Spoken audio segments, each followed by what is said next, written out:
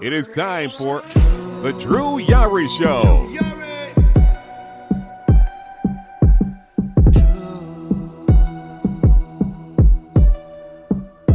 Drew Yari.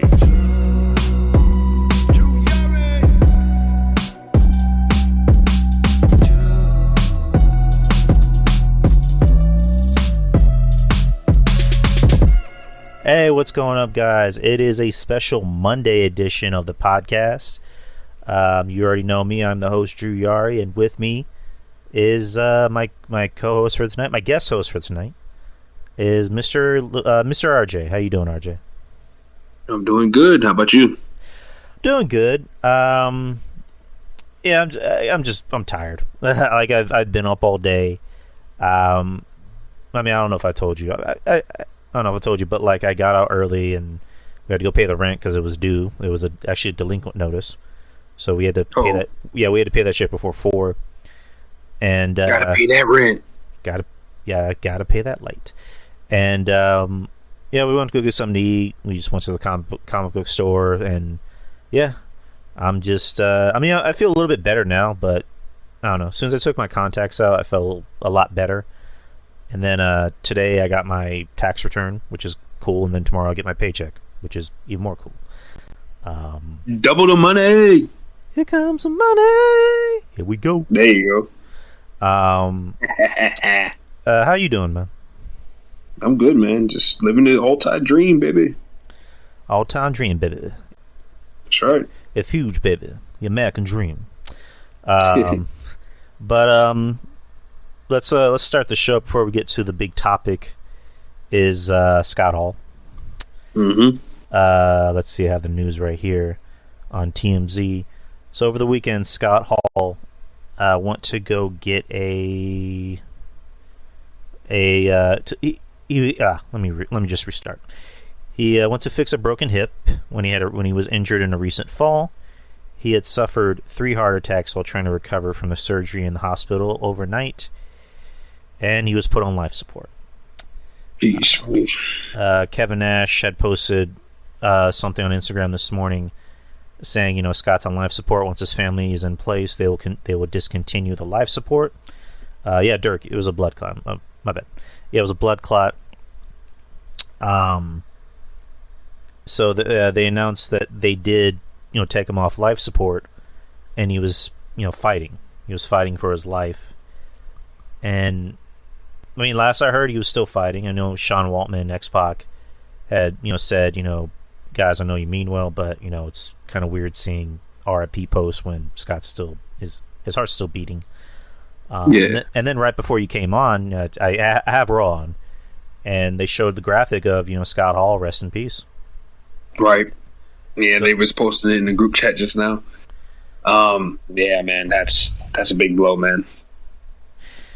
Yeah, it sucks because when I first started watching wrestling, WCW was the first thing I watched, and again the NWO, and Scott Hall was live in living color, along with Kevin Nash, Hulk Hogan, the rest of the NWO.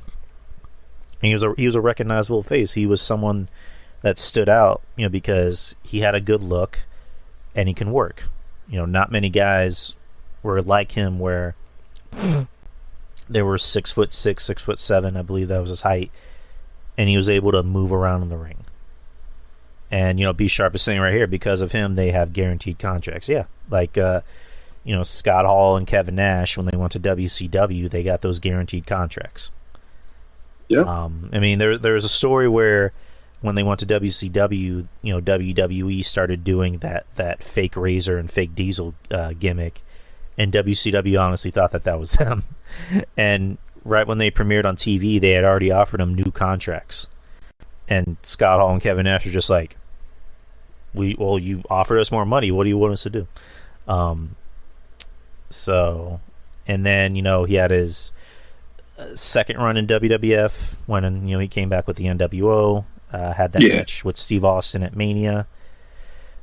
Didn't last long after that. Of course, he had his demons for over a decade, which again was unfortunate. Was able to, be clean and sober back in 2014.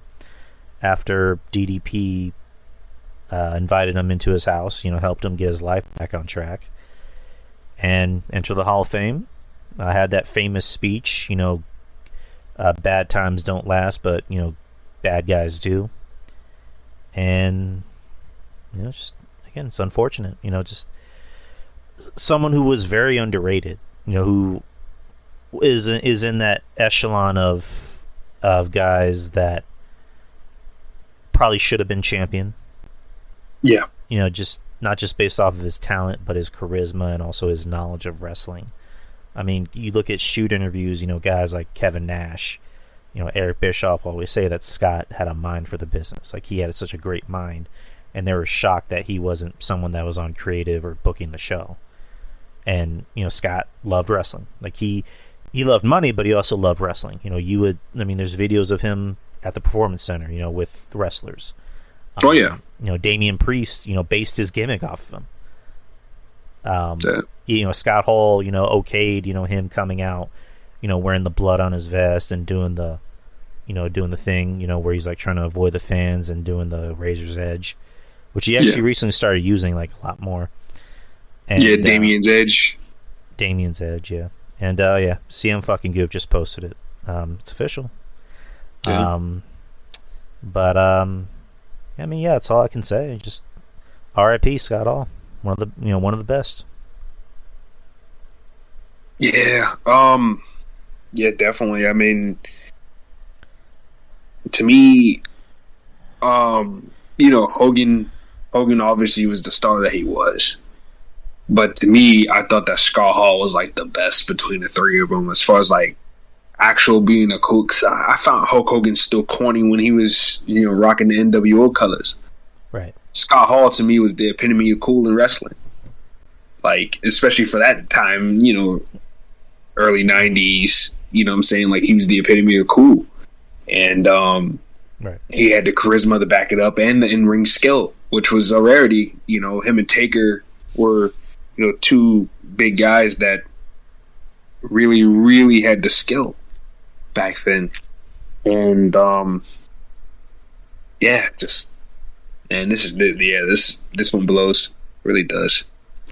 And also another thing about Scott, talking about his love for the business, he was one of those rare top guys that put over talent when he didn't need to. Like, yep. He put over Jeff Hardy in his debut match when Jeff Hardy was 16 years old. Yeah. And, he did the same thing with Jericho. He put over Jericho in WCW. And, according to, Scott, that pissed off, the bosses. That pissed off Eric because, you're not supposed to give, the medium talent, quote unquote, scraps, so to speak. But, right. Scott had a mind for, talent. And he knew talent. He saw the talent in Jeff Hardy. He saw the talent in Jericho. And just say what you want about him. Like, again, the guy did things for other young talent that he didn't need to do. Yeah. That's a fact. Yeah, that Kevin Nash certainly didn't do. That Hulk Hogan certainly didn't do. Nope. But Scott did not. And speaking of Scott Hall, Damian Priest came out. But speaking of Scott Hall, knew talent, and he put over talent, and that's what made him. One of a kind, and that's something. Go ahead. In my eyes, that's what made him likable too. More likable than Hogan and Nash. Nash and Hogan were a little too selfish for their own good, whereas Hall was like he was very giving. Like, he got him, but he made sure people around him was eating too. Right, and also Sean Waltman. He put over Sean Waltman in his debut match in WWE. So, this sucks.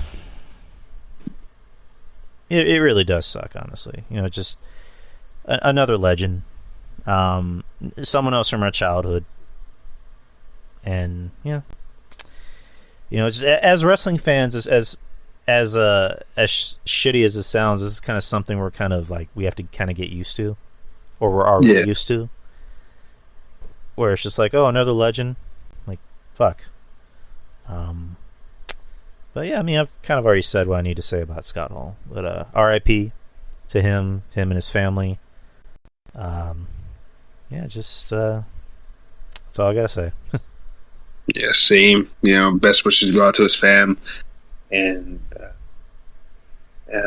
one time for the good guy, man. This instance, the bad guy becomes the good guy, man, because he, like I said, very, very giving. Right. And I mean, it's kind of off topic, but DDP was still helping people. He actually brought in Buff Bagwell into his house. Mm-hmm. So I mean, yeah, it's never too late. I mean, it's good. DDP. Look, hey, we counted out Jake and Scott Hall 10 years ago. Right. It wasn't looking too good for neither one of those guys 10 years ago. But look at him. Jake. I guess Jake was on AEW television. I don't know what the hell's going on with that, but that's neither here nor there. But in Scott Hall, he was doing well until he had that accident. So yeah, it's just just very, very unfortunate. But again, R.I.P. to Scott Hall. More sad news. We're going to get the sad news out of the way, and then we're going to get to the fun stuff tonight. Sorry, guys, but another RIP to actor. Why the fuck am I blanking on his name? William Hurt. William Hurt. There you go. I'm so sorry. William Hurt. RIP to William Hurt. Died yesterday. 71. Wow. He lived a life. Yeah. William Hurt. I mean, I remember him from when he came out for, was it like 10, 15 minutes, and was that the movie History of Violence, and got an Oscar nomination. Mm-hmm. And the newer generation knows him from playing General Thunderbolt. Was it Thaddeus Ross or Thunderbolt Ross in the MCU? The last movie that he came out and was Black Widow. Mm-hmm. So, and then great actor. You need to watch his work. You need to go back and watch more of his work. But RIP to him. Another loss that sucks. So, all right, we got all the sad news out of the way. Sorry, guys. I know the show started as a downer, but we're gonna get to the fun stuff tonight. So, are you ready for the Busflip, RJ? Are you ready for this? There you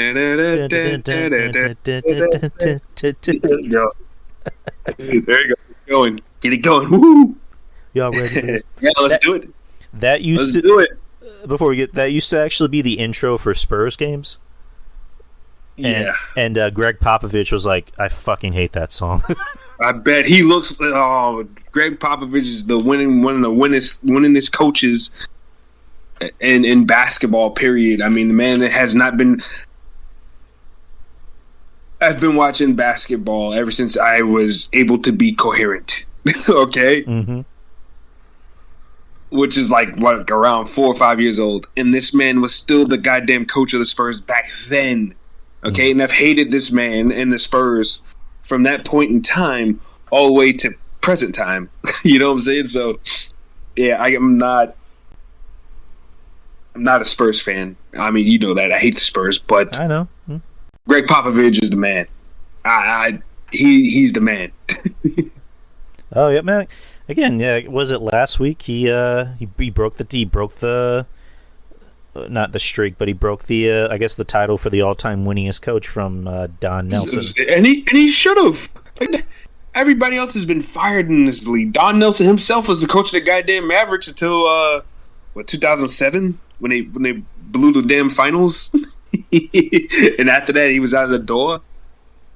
Wait, he coach of the Mavericks in 2007? Was it? No. I know he was the coach of the Mavericks in 2006. I know that much. No. Avery Johnson was the coach of the Mavericks in 2000. Dude, he was the coach of the Mavs in 2006. The year before that, Don Nelson was the coach, but he got fired mid-season because Avery Johnson was more respected than him. I guess more receptive. And then Don Nelson became the coach of the Warriors next season. Yeah. And then the Mavericks swept them. I mean, they swept the Mavericks the first round. Oh, I enjoyed that. Senior year of high school, I was enjoying that so much. Ain't that some shit? Y'all got rid of the man, then he came back and he bounced y'all asses out of the first round. and then that's Dirk a shame too, because I was a fan of Dirk Nowitzki. Right. I'm not gonna say that I was a fan of the Mavericks, but like I like Dirk as a player. Because like when I think about Kevin Durant's game, like I see similarities with Dirk Nowitzki in a sense where he was a big man that could score with ease. Especially for the 3-point line, it was crazy watching Dirk play. Yeah, Dirk was ahead of his time. You know, when he first came into the league, he was. I'm not talking about you, Dirk. Stop. He's a 7-foot guy that was playing small forward and power forward. I'm like, wait, what is this? This guy should be a center. And I'm like, oh, so this is the new norm. We got that are 7 feet tall but can shoot threes and pass like a point guard. And then same thing with like Manu Ginobili, shooting guard that can pass the ball like a point guard and can score and play defense. And yeah, I'm like you. I was never a Mavs fan. I was always more like I'm someone who's like more of a. Again, I love my Spurs regardless. At the same token, I respect players. Like I like Kevin Durant. I think he's top 3. Yeah, I know I make fun of him a lot, but my God, he is just that guy is just phenomenal to watch, man. Like he can just score it from all over the court, man. How that guy doesn't have more championships, like how he does not have any more championships besides the ones he won with the Warriors is way beyond me. It's way beyond me. I can never figure it out. Well, and yes, I know he's one man, and Russell Westbrook, but damn. Well, that was the reason why Russell Westbrook. Funny, yeah, I know. Running down the court like a wild gazelle with his head cut off, turning over the ball and blooping it up, and now the Lakers fans are over there sending his wife death threats and stuff like that. So, oh God, I mean, okay, I can agree with that. Like, don't send death threats to somebody's family. Well, no. I can agree with getting mad about death threats. Like, just like why are people trying to make it personal? Like, like if you want to talk shit about the player, talk shit about the player, but like keep his family out of it. You know what I mean? Yeah. Just, I don't know. Yeah, we know Russ is Garbaggio and one dimensional, and he's the second coming of Steve Francis and Allen Iverson and all these other scoring guards that couldn't help their team win worth a damn. Oh, how can you disagree with that, Drew? What has Allen Iverson ever won? Well, at least Allen Iverson actually got his team to the finals, like pretty much on his back. Russell Westbrook couldn't do that. Yeah, and he only did that once too. He still did it. That's more times than Russell Westbrook. Russell Westbrook got to the finals? Yeah, but with Durant. But I'm saying by himself. Allen Iverson, man, he had help that year, man. He had Eric Snow, and he had freaking Dikembe Mutombo at the rim. Okay. Russell Westbrook by himself had Steven Adams, and that's it. Steve Adams. Allen Iverson had Dikembe Mutombo and Eric Snow and Aaron McKee and Tyrone Hill and Tim Thomas, I think. Yeah, Tim Thomas and a bunch of other different vets that kind of knew their place. I mean, what the fuck is the old owner's name? He really spent a lot of money that summer. That's all I got to say to put that team together. And, I mean, he got his money's worth. But too bad, that was the only time that they ever reached the finals. Look, hey, I liked Allen Iverson too, but I put him in the category of the guys that he just couldn't get out of his own way. Just like Steve Francis and a bunch of other guys that were just all about scoring and didn't contribute to winning. Hey, it is what it is. I don't know. You're right. T-Mac too. I mean, you're right, but the point I'm making is that I think Iverson had a much tougher road to the finals on his own than Westbrook, did on his own. That's what I'm saying. But anyways, we've talked too much about this. But yeah. Are you ready for a bus flip, people? Flip that bus. Flip that bus. Flip that bus. Flip that bus. All right, so I'm on Wikipedia, and here's the. I'm gonna begin with the Raw roster. Oh boy.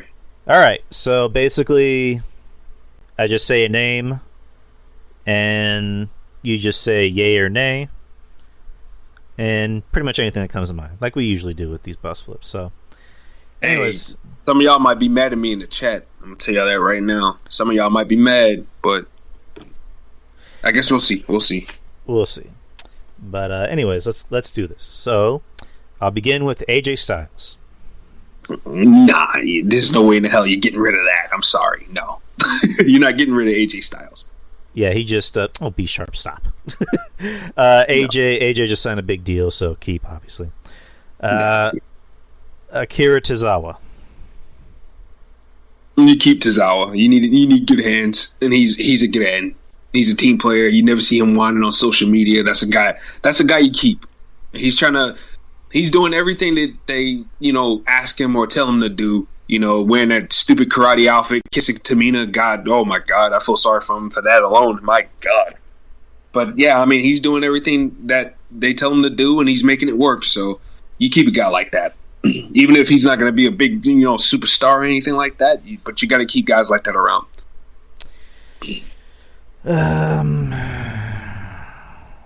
Bye.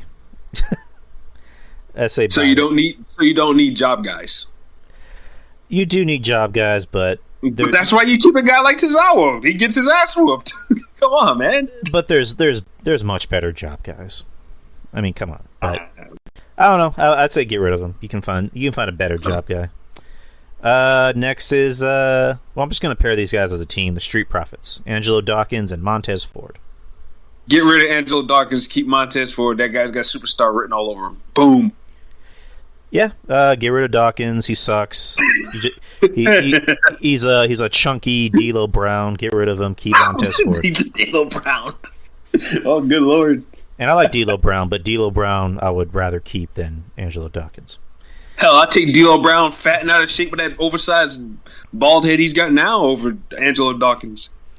I'll take Aces and Eights D'Lo over Angelo Dawkins. And Aces and Eights D'Lo Brown was bad. Dirty Bird says Ford needs a protein shake. I think he needs to maybe bulk up a little bit, but I think he's fine. He's fine where he's at. He's not ridiculously small. I mean, it's not like Adam Cole. Well, no, but yeah, for a guy, because he's kind of tall, like he's a little thin than he should be. A little thin. Yeah, but he's cut up though. I can understand if he was like tall and right. And like sunken in and flabby, like I can understand that, but like he's in great shape though. Yeah, I like him. I think again he's in great shape, but I don't know, just get that little main event body a little bit. Yeah, if he's going to be a main event guy, which I assume he will be, just bulk up a little bit. But obviously keep. Next is Apollo Crews. Apollo. Damn.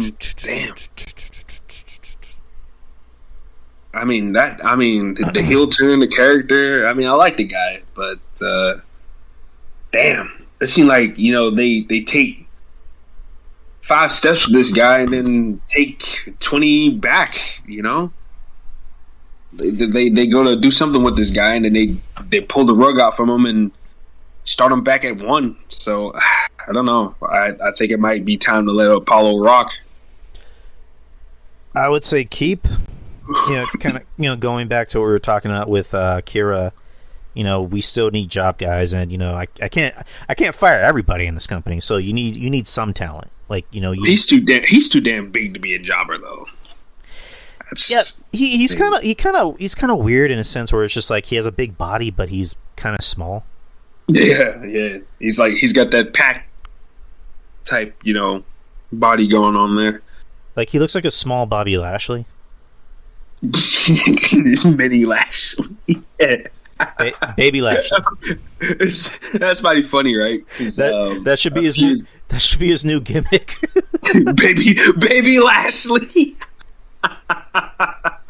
MVP bumps into him backstage. You and me now. Hurt Business. Let's go. I need a new Lashley. It just had Apollo Crews out there doing his moves and shit. I remember one time. Go ahead. I remember a few years back when they were doing their little feud, back when Lashley had the Intercontinental title, and Leo Rush was with him, and they did the whole they was doing the whole pose down thing, and my mother goes, so when did Bobby Lashley's brother become a wrestler? And I was like, damn, well, I don't know when he became a wrestler, but that's not Bobby Lashley's brother, at least not that I know of. Jesus Christ. So yeah, I mean, shit, we're gonna see that on Raw next week. It's like, oh, somebody's listening to the show. Next is Austin Theory. Keep. Yeah, you keep Austin Theory. I just got into a little bit of trouble earlier on Twitter, saying I'm gonna be laughing hard when Austin Theory beats Pat McAfee at WrestleMania. Jesus Christ. I mean, that's probably gonna happen because, like, yeah, it's gonna happen. I mean, it's Austin Theory's first Mania. Well, actually, technically, his first Mania was 2 years ago during the empty arena thing. Mm-hmm. So I mean, he needs the win more than Pat because you're right. Go ahead. No, because Pat McAfee's going back to the booth after this, man. Right. So I mean, so why give a commentator a win over somebody that you got clearly have an investment in? Doesn't make any sense whatsoever. Right. Exactly. So he'll be fine. Bobby Lashley, keep. Mm-hmm. No, obviously Lashley. He needs to be there for his little brother Apollo. He can pick him up on his shoulders. Apollo can just be like, he's like, you better leave me alone, or else I'll call my big brother Bobby on you. It's gonna be like Amazing Red and Crimson all over again from TNA. Oh man. Oh my god. Speaking of Apollo, he just came out.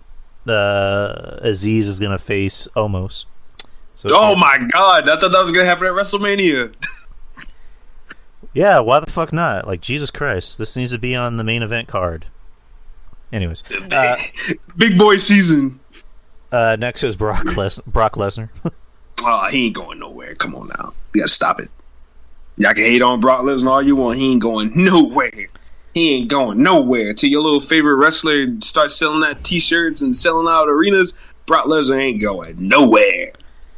Yeah, and it's There's just a man who use Brock Lesnar up until Brock Lesnar can't go no more. Until one of these guys takes off. But yeah, he made it very clear. He said after Mania a few years ago, I thought I was retired, but they gave me more cash. So that's Brock Lesnar for you. I respect Brock Lesnar for his honesty, people. Yeah, not like, I really do. I miss the roar of the crowd. Like, no, they gave me more cash, so I had to come back. It's like, eh. And but Brock Lesnar's having fun with it, man.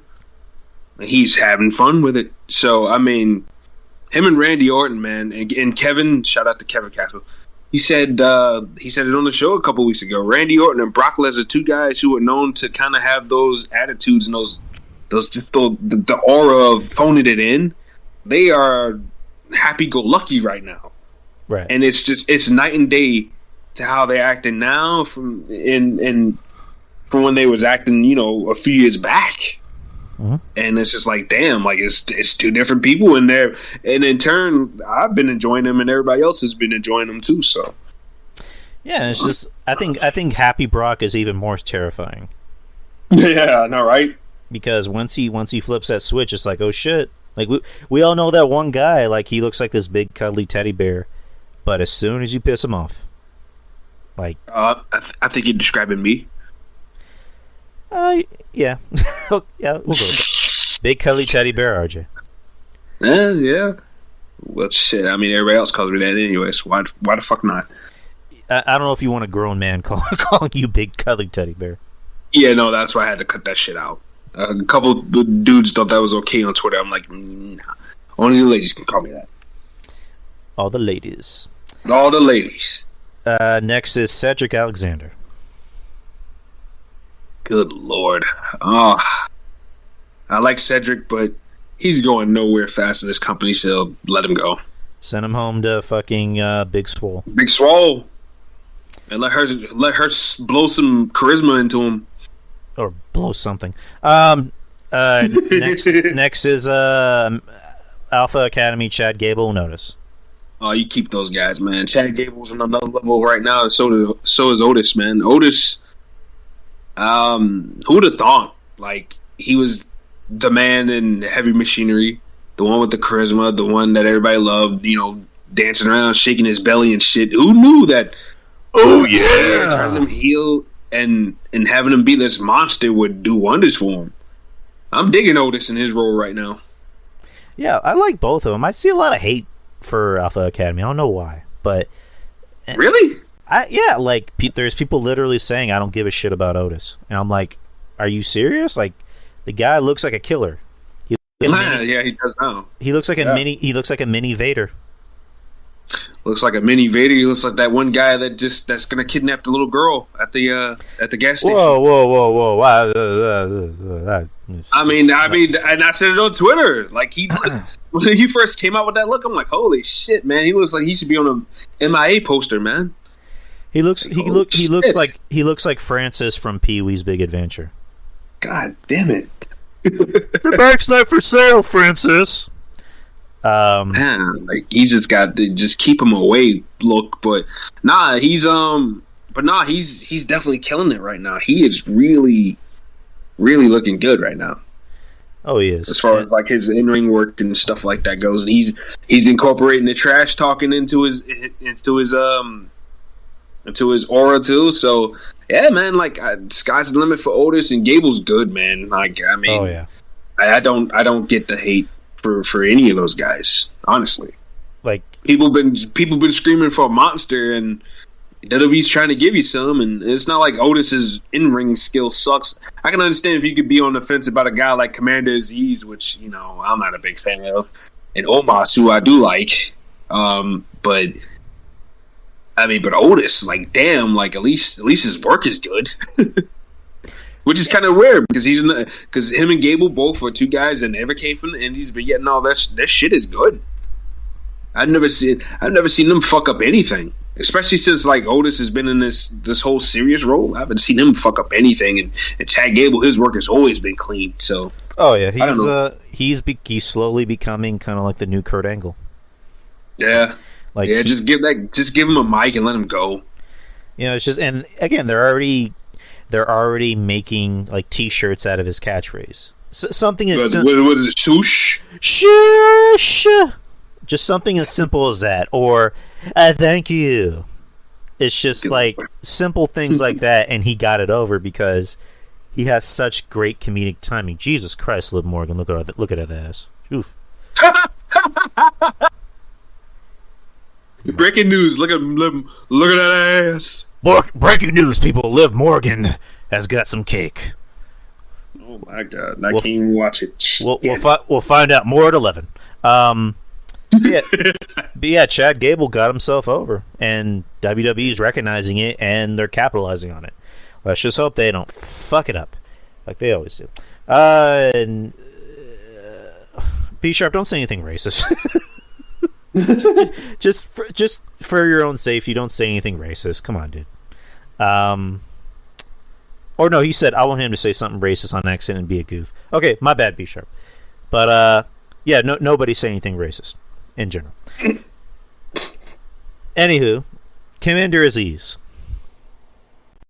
Let him go. He sucks. Commander Aziz, he's goofy as shit, man. Bye. Bye. Get out of here. Fuck out of here. He's goofy as shit, man. I'll take Von Smash over him any day. He can't make a straight serious mean face for shit, man. And they're already having him wear a shirt, so that goes to show you what they think about him. He's wearing a shirt? He was just wrestling Omos, and he was wearing a shirt. What, like a tank top? Yep. Yeah, because he's flabby. Well, to be fair, Omos wears a shirt too, so, I mean... Well, Omos... These bigger guys ain't in great top tier... I think with Omos it works because like can you really picture him wearing like the tassels that Kevin I was gonna say Kevin Castle, Kevin Nash wore? No, nah. I ain't complaining about the look. I don't care. I mean, shit, everybody's wearing a shirt to wrestle in now. Chuck Taylor's wearing one too that had that muffin top. Muffin top. I hate that guy. and I don't want to skip ahead to our AEW review, but bye to Chuck Taylor. See you bye, Chuck. Fuck Taylor. Fuck Taylor. Next is Damian Priest. Keep, obviously. Yeah, nah, you keep that. Keep Dolph Ziggler. He's a lifer. Yeah, he's a lifer, and he's a good hand, and he's a guy that's gonna do whatever the company needs him to do. Like I said, you gotta keep guys like that, so fuck it. Leave Dolph Ziggler alone. Dominic Mysterio.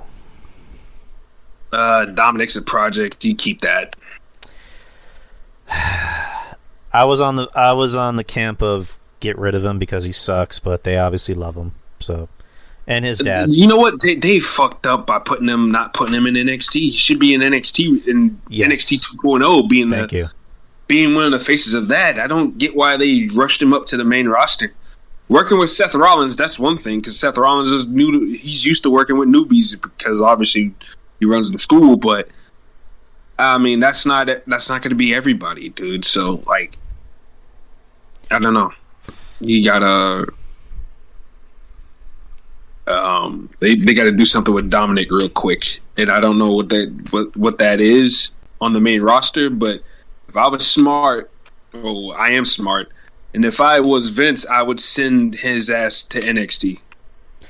Yes, and also at the same token, it's just like I'm surprised Ray didn't instill that in him. Like, go overseas, go to Mexico, go to the Indies, and get better. I'm surprised it was just WWE, and that's it. Yeah, because I agree with people. I agree with people when the people are like, "Well, Hook's more together than Dominic," and I'm like, "Yeah, like at least Hook knows who he is." I don't think Dominic knows who he is.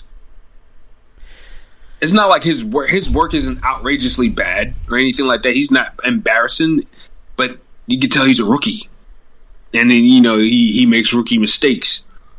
So I mean, you just compared both of them because they're like around the same age. They're both sons of legends,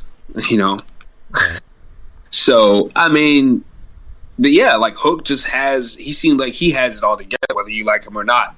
He seemed like he has it together. He knows who he is and who he's gonna be. Whereas Dominic, he looks lost. He looks like a lost puppy out there. But I don't blame him. I don't blame him for that though. Dominic, I blame Rey Mysterio and whoever else rushed him onto the main roster.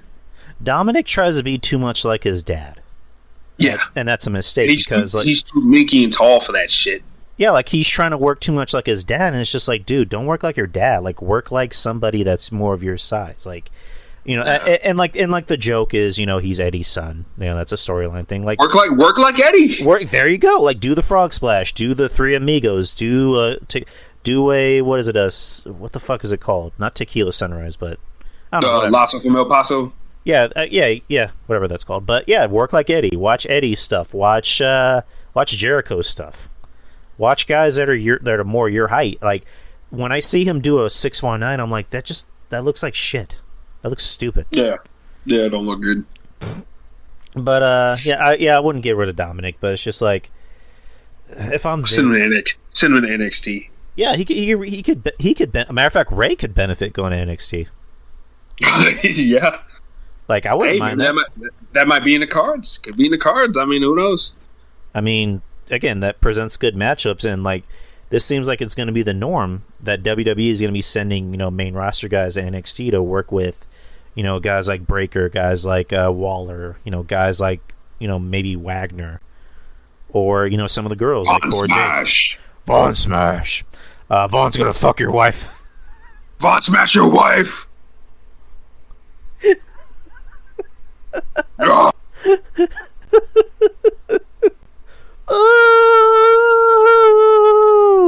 My cum shot noise louder than Lex Steel. Book that for WrestleMania next year. A jerk off contest in the middle of the ring. Von Wagner just comes out. I am tired. destroying talent. Me need competition. And all of a sudden you hear this. Oh, God.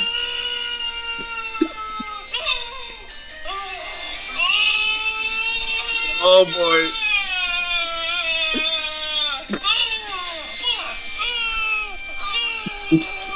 Oh, God. He went there, people.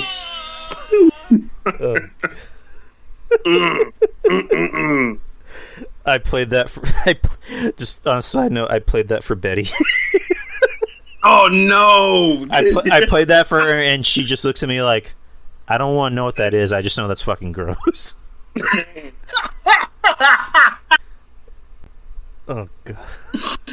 Well, when a man is screaming at the top of his lungs passionately and saying, fuck, I mean, it can't be good. I don't know. Like, she just gives me that look of like, what is wrong with you? Jesus Christ. Why do I allow you to touch me?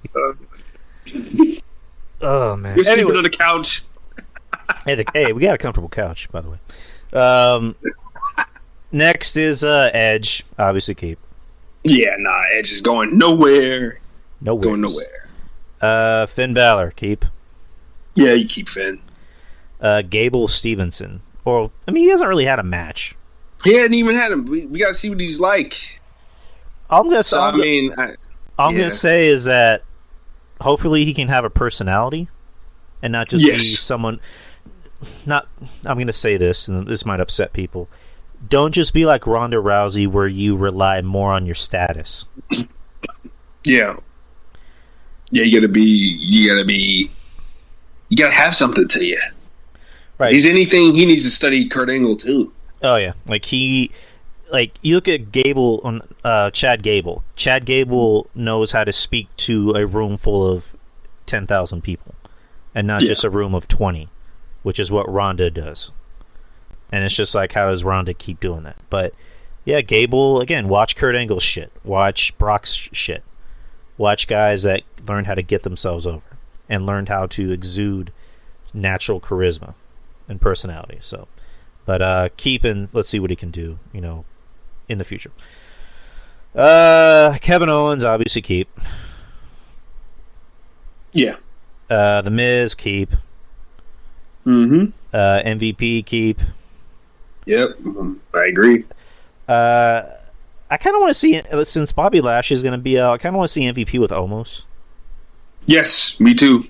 Like, that would be fucking cool. Like, I would love that. I pitched, I don't know if it's on your show or another show that I've done, I pitched that it could be a damn good idea to have Omos in the Hurt Business. Yes. Because I remember last summer, Omos pinned Bobby Lashley when he was still the champion. And that kind of flew over people's heads. And I was thinking, because remember they were kind of teasing a little bit of dissension between MVP and Lashley earlier this year. And I was like, well, shit. Like, if Bobby Lashley's still champ, maybe they could do a thing where Omos maybe turns and joins the Hurt Business and this, that, and the other. Like, that could be pretty damn big, but they didn't go with that, obviously. And yeah, I don't know. Just, I mean, it's not too late, obviously. I think Omos needs a mouthpiece because him talking is just very caveman-like. Right. I mean, Omos isn't a bad talker. Like, he's actually pretty good at shit talking. No, his shit talking's good. No, don't get me wrong. Like, he's definitely learned from that Mark Henry playbook. That's for sure. Well, he actually learned from Kevin Nash because Mish is in the chat room. What's up, Mish? Mish, I think it was Mish who mentioned that Kevin Nash was training Omos. Yeah, that's true. Yeah, he's the big man coach. Which makes sense because makes sense. Kevin Nash, say what you want about him, he knew how to work like a big guy, and at the same token, he had personality. Yes, and it's just like presence. I'm pretty sure he told him, don't just rely on your talent and your body. Like, you got to get yourself over. You got to be interesting. The people, want to pay money to see you. So, I'm fine with that. And don't give too much of yourself, because I think that's the problem with a lot of big men in wrestling nowadays. They try to give too much to their opponent, and they lose their mystique in the process. And it's just like, Why are you bumping around, flying around in your neck for Marco's stunt? Come on. Like, seriously, come on. Don't do that. Yeah, like Keith Lee. Yeah, like Keith Lee, just taking all these crazy bumps for no reason at all. Like, come on, man. Come on. Work like a big guy. We say it all the time. Work like a big guy. It's like his debut match, and he has a competitive match against a guy that hasn't been good in 2 years. Well, that's we gotta all get our shit in. So, hey, it is what it is. Bronson Reed did give too much to Cole. He gave too much to Gargano. Like, Jesus Christ. Yeah, he lost to Gargano too, didn't he? On the takeover, yeah. And then he beat him, and then he lost the title in, like, what, 2 months, and then he got released. So, go figure. Good Lord. Speaking of Omos is next on the list. Keep, obviously. Yeah, obviously that's a project. That, look, I don't care what nobody says. That's a project. Keep a guy like that on the roster, because I be fighting with people in group chats all the time. Omos, what is he? Like, Omos is a fucking attraction. That's what he is. He's the next monster. There's no more Braun Strowman. There's no more Kane, Undertaker. There's no more of that. We gotta groom the giants of the future, and that's Omos. As far as I'm concerned, he's the only one. Omos, and I guess to a lesser degree, Damian Priest. He's not really a giant, but I mean, he's larger than a lot of the other guys. But Omos and Damian Priest are like the top big guys as far as I'm concerned. So let me ask you something. This is kind of like an off Shanky. Shanky. Oh, good Lord. What about Veer? God damn it! No. Veer. His name is coming up. We'll get to him soon. But do you think the problem? Do you think like the good thing about Omos is the problem that Braun had, which is they tried to make him be more of a big man that can work competitive matches? Let me talk about Braun Strowman. Yeah, let me reword that a little bit. So I remember Kevin Castle talked about this a while ago, where the reason why they didn't give Braun that big push that they were supposed to give him is that they saw that he wasn't able to really compete past like maybe 10 or 15 minutes at house shows. And I remember, actually, I think you and me had a show about this where I just went on a rant. I'm like, why the fuck does Braun Strowman need to have 20-minute classics? Braun Strowman, he's a monster. Guy. He needs to go out there and have like under 10-minute matches. He needs to be the guy that destroys the other guy. Yeah, like that. Especially that's what your big guy does. Not fighting. Especially if he's not fighting a guy like a Roman or another monster. You know what I'm saying? Like, it doesn't make sense for him to be fighting the average guy that's smaller than him for like any more than 10-15 minutes tops. Right, and it's just like I think what killed his buzz, in my opinion, was he had a match against Seth at a pay-per-view, and he does this big dive onto Seth, and Seth kicks out at 2, and I just went, yeah, you might as well just like piss in his mouth while you're at it. Yeah, just whip it out and just piss right in his mouth. yeah. Mish is mentioning the Nicholas thing, yeah, but yeah, that was stupid. Oh, that was just dumb. Awful. That was just dumb. But I'm talking about like momentum. Actually, you know what? I'll go. I'm gonna agree with Frank with Mish on the Nicholas thing. Yeah, the Nicholas thing is what killed it, because that was just dumb. And you know what? That was dumb. And for me personally, what killed his momentum is when every time he had a big match, he always lost and looked like a jackass in the process. Every time, go back, look at all the pay-per-views he had. Remember, Baron Corbin fucked him over in that one Saudi, and Brock Lesnar bitched him out after that. And I'm like, this is how you treat a monster? How am I ever supposed to care about Braun Strowman after this? Yeah, just we stopped caring about Braun a long time ago, and it's just like, I also think it was kind of maybe resentment from the back, because he wasn't supposed to get over, because he was supposed to be the heel. He was supposed to have heel heat against Roman, but WWE was still trying to do the whole let's push Roman as our superhero, and let's just negate the fact that people boo him and tell him he sucks and that they hate him. and then when you have the quote unquote heel destroy him, he ends up getting over in spite of Roman. So, but yeah, like they royally fucked Braun, and I think it was like half and half of like it's the company's fault and it's also his fault. But yeah, he couldn't get out of his own way too. Next is I'll just use this as a team. RK Bro, Randy Orton, and Matt Riddle. Oh no, you don't get neither one of those guys. Nope. Some of the best stuff about the Raw show, man. Oh yeah, Riddle's Surely over. You can get rid of those guys. Orton's a lifer. He's going to be here till he's like 50. So yeah. I mean, he's pretty much said I'll be here till I'm 50. And Riddle's a star. I believe him. Next is Reggie. Bye. Reggie. I don't know, man. Like, I don't know. For me personally, I enjoy Reggie. I don't know. There's something no, come on, RJ. Something about him. I don't know. We gotta have some tricks and flips on the show. I mean, every circus gotta have the flips, man. So he can flip his ass out on the unemployment line. I mean, we got Reggie on one show and we got Ricochet on the other. Why not? Ricochet is actually talented. Reggie does looks good. Just stop, RJ. Stop it. Flipping around and evading guys. Like he doesn't even have contact with people like that. He doesn't slap on chin locks. From what I've seen, I mean, I don't know. Like usually Reggie's not on whenever I'm watching. Like he's usually on after I leave to go to work. So, like from what I've seen of Reggie though, like I kind of like his whole style of him not actually really getting physical with people. Like it's more of he's trying to evade and he uses his flips and his tricks to beat people. I think that's kind of unique for a character. I still hate him. Bye. You hate the man. I hate him. I hate him. You fucking circus motherfucker, you. Get out of here. You take your circus shit and hop out of the employment line. Take that Cirque du Boucher out of here. Fired.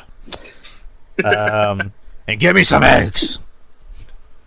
Oh God, not the egg shit again. Eggs. Next is Robert Roode. Robert Roode, good lord. I forgot he was still in WWE. To be honest with you, all that stuff. Oh man, what a fall from grace. I mean, hey, he's making that WWE money, right? Yeah, he's a good hand. I would say keep him. Yeah, that's fine. Yeah, keep good old Bobby Roode there. Next is R-Truth. Yeah, you keep R-Truth too. He needs some vets. To work with the young guys. And I agree with Kevin Castle. He'll have a job for life as long as he wants it. So he'll be rapping at Vince's funeral. I can actually see that too. Actually, I be spinning and jumping, leaving the competition, make it disappear like a fairy magician. Happy birthday, Vince McMahon! Truth, it's Vince is actually dead. Oh, my bad. Oh shit. Next is Seth Rollins, who's actually on TV right now. Yeah, you keep Rollins. Yeah, he's not going anywhere. Rollins has done 180. Went from being one of the most polarizing guys on the net to figuring out this whole visionary of drips shit, and now he's starting to get back over again between the song and just him just looking like he's just having fun too. And of course his work is always good. Like his wrestling is always good. So Seth is back on the up and up again, man. Yeah, I like it because he seems like he's more comfortable in the role. Whereas like the Monday Night Messiah and then whatever the fuck he was doing afterwards, like it seemed like it was forced and he didn't seem like he was liking what he was doing. Yeah. So I dig it. I understand it. Like sometimes it's funny. Like I can't help it. I'm sorry. I know Mish says he doesn't like it. I like it. I think it's funny sometimes. Like, you know, him doing the goofy, him dancing and acting like a jackass. was like, man, come on, dog. Next is Shelton Benjamin. Not to mention, he looks like a spitting image of my best friend. So it's weird. That's why we call him Kodak Rollins, because he looks just like him. It's like, damn, bro. Next is going to be Shelton Benjamin.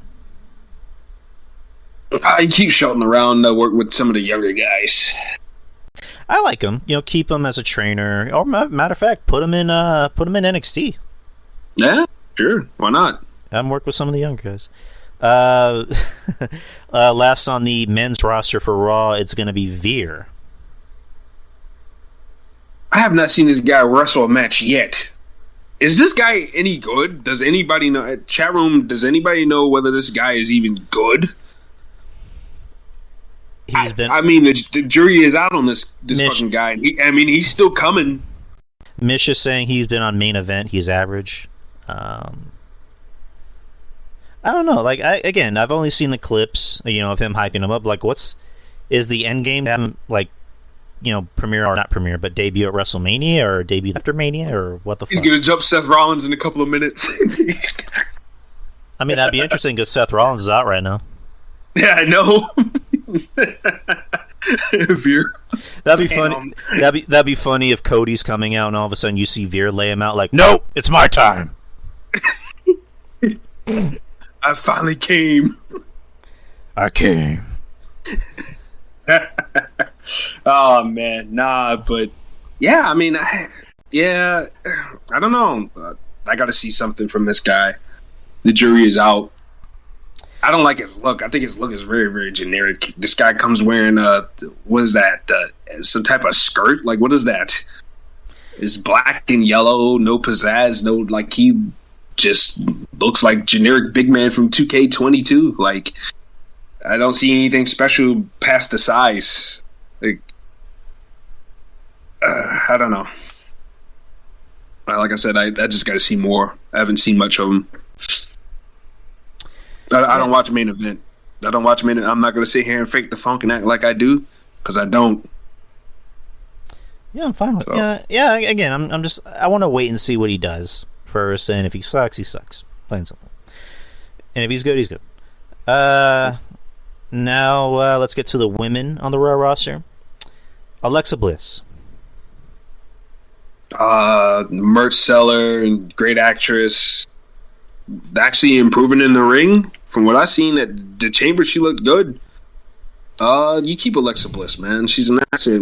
I don't care if she can't do a chin hold and a wrist lock, double takedown. I don't care about any of that. I mean, as long as she's bringing something to the show, that's all that matters. So yeah. It's just like, again, she sells merch. Her creepy dolls, those fucking what you call it? Those like gloves that she used to wear that had like the skulls on it, or like the skeletons on it. I mean, like, Betty bought those. My girl bought those. Like, she's over. She's over. And again, not everybody needs to be fucking. Not everybody needs to be Charlotte. Not everybody needs to be I was gonna say Britt Baker, Bailey, or Becky Lynch. You just need the ones that are over. If they're over enough with the crowd, if they sell merch, if they look pretty, and people pay money to see them, then go ahead. Yeah, I agree. I agree wholeheartedly. Yeah. So keep her. Becky Lynch, keep, obviously. Yeah, Becky Lynch. Bianca Belair, keep. Yep. Carmella. I'm bad. BAD bad. God. She's fine where she's gonna have a job for life. Yeah, Carmella's fine. Yeah, she doesn't irritate me or anything like that. We keep her. Can we please agree on this one? Dana Brooke. Bye. Here we go. Don't let the door hit you on the way out. Bye-bye. Bye-bye. Bye. I know a good surgeon. Jesus Christ. Next is Doudrop. Oh God. Doudrop is good, but that name got to go, man. That name has got to go. If all right, if it's like a trademarking issue and they just want to own something there, they just chop down the Piper Niven to just Piper and let her just be Piper. Right, there you go. This Dewdrop name is it's terrible, man. It's gotta go. Like, you can't take nobody seriously with a name like that. I'm sorry. Like, and then when you find out what it means too, I mean, shit, like, no, dog. Like, but yeah, you keep her. She's a good worker, and I think that she can be something. But that name has gotta go though. Yeah, keep her because I like her. I mean, she can improve. She can improve a little bit, but she doesn't bother me. But yeah, get rid of the fucking name. Just Piper Nevins is a good enough name, and like you said, if they're so big on, having one names, just call her Piper. Like, why the fuck not? Mm-hmm. This one's for you, Mish. Liv Morgan. Keep Liv Morgan. Gotta delete. I'm seeing Mish. Alright, I hate to upset Mish. I like Liv Morgan. I'm sorry, Mish. I like her. I think she's not amazing in the ring. She doesn't light the world on fire, but I like her. I've always liked her. I think she's decent in the ring. She is not Kelly Perk Dog. Stop. She's not terrible. She's not that terrible. I think she's not Dana Brooke level terrible. Like, one thing I've always said about Liv Morgan, she tries. She at least you at least get the impression that she's trying to improve, and not like Alexa Bliss, or I'm not even gonna say Alexa Bliss. I'm gonna go with Dana Brooke. Where it's just like, this bitch has been in the ring for 7-8 years, and she has not improved a lick. No, it's even worse. It's even longer than that. For almost 10 years, Drew, Dana Brooke first got signed around 2013. And I mean, no noticeable improvement whatsoever. She could do a handspring fucking splash in the corner. So what? All the divas used to do that shit 10 years ago. Fucking Snooki did that. I'm not impressed by that. That's your big claim to fame. That's your big move. Like, get the fuck out of here. Like I said, I give Liv Morgan her credit. Liv Morgan gives me the impression, like you said, that she's trying to improve. She's coming up with these innovative moves. They might not look, too pretty, but like, I give her credit for trying to stand out and trying to do something different. I can't hate on her for that. And then plus, it helps that she's hot. I'm sorry. Yeah, it does help that she's hot. I'm not into blondes like that, but damn. Whew. Damn. Next is Maurice. Well, she's not really a talent. She's a manager to miss, so keep her. Pergola. And her that banging theme song, baby. Woo! And her big ass titties. Hey, Maurice has got that MILF money, baby. MILF money. Next is I have a feeling you and me are going to be like split on this. Nikki Ash. Nikki S.A. I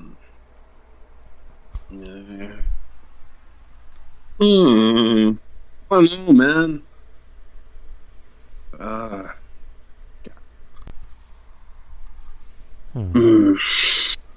don't know. I'm thinking about this one because I enjoyed her as the crazy lady. I didn't like her being Alexa Bliss's sidekick necessarily, and I don't enjoy her in this superhero role either.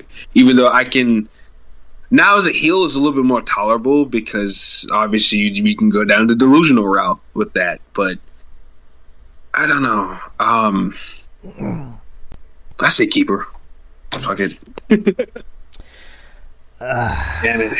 I think I wouldn't be surprised if she gets released after Mania. I mean, I wouldn't be either, honestly. I wouldn't be, but like the superhero gimmick is not over. She's not over. I mean, she's passable in the ring, but it's just. I'll put it to you this way: whenever I see her on screen, I groan, and not in a good way. Yeah, she doesn't give you tingles down your spine. No, she's what Kevin Castle would call a boner shrinker. Especially if she grabs a mic. Good lord. I'm a superhero. I'm almost a superhero. She's a female Drew. Well, I mean, ironically, they're both Scottish, so yeah, I mean, that's, yeah. But damn, yeah, it's just, whatever. Jesus Christ. Next is Queen Zelina. Queen Zelina. Bye. What? Sucks, bye. Oh, no. See, now, Zelina Vega, like, I don't know, like, I mean, of course, yeah, she's not a top technician in the ring or anything like that, but Zelina Vega is an asset, too. She's got that bliss factor to her, too, where she can act and she can cut promos. I would have her be a manager. Yeah, keep her. She was much better as a manager to Andrade, but obviously Andrade's not here, but it's just like... Shit, have her manage the fucking Los Lotarios! I mean, that'd be interesting, but just as a talent... As a talent, she sucks. She sucks. That theme song is banging, by the way. I love that theme song. Los Lotharios. Those guys should be the tag team champions. Book it, Vince. Shit. Next is Rhea Ripley. Keep. Yeah. Oh my god. I don't know, man. Rhea Ripley. Just. I know Mish says she's a poser and everything like that, and that may or may not be the case. I don't know, but damn, she be looking good on Instagram. I'll be flipping through her pictures. I'm like, damn, Rhea, like shit. And yeah, Rhea's a monster, man. She's a monster. She's got youth on her side. She's got presence. You keep somebody like that. I'm in a camp where, I know she wanted to not be Charlotte Jr., so to speak, because I was seeing a lot of that, man. Those first Mae Young tapings, and I remember some of those when I was still going to the NXT shows.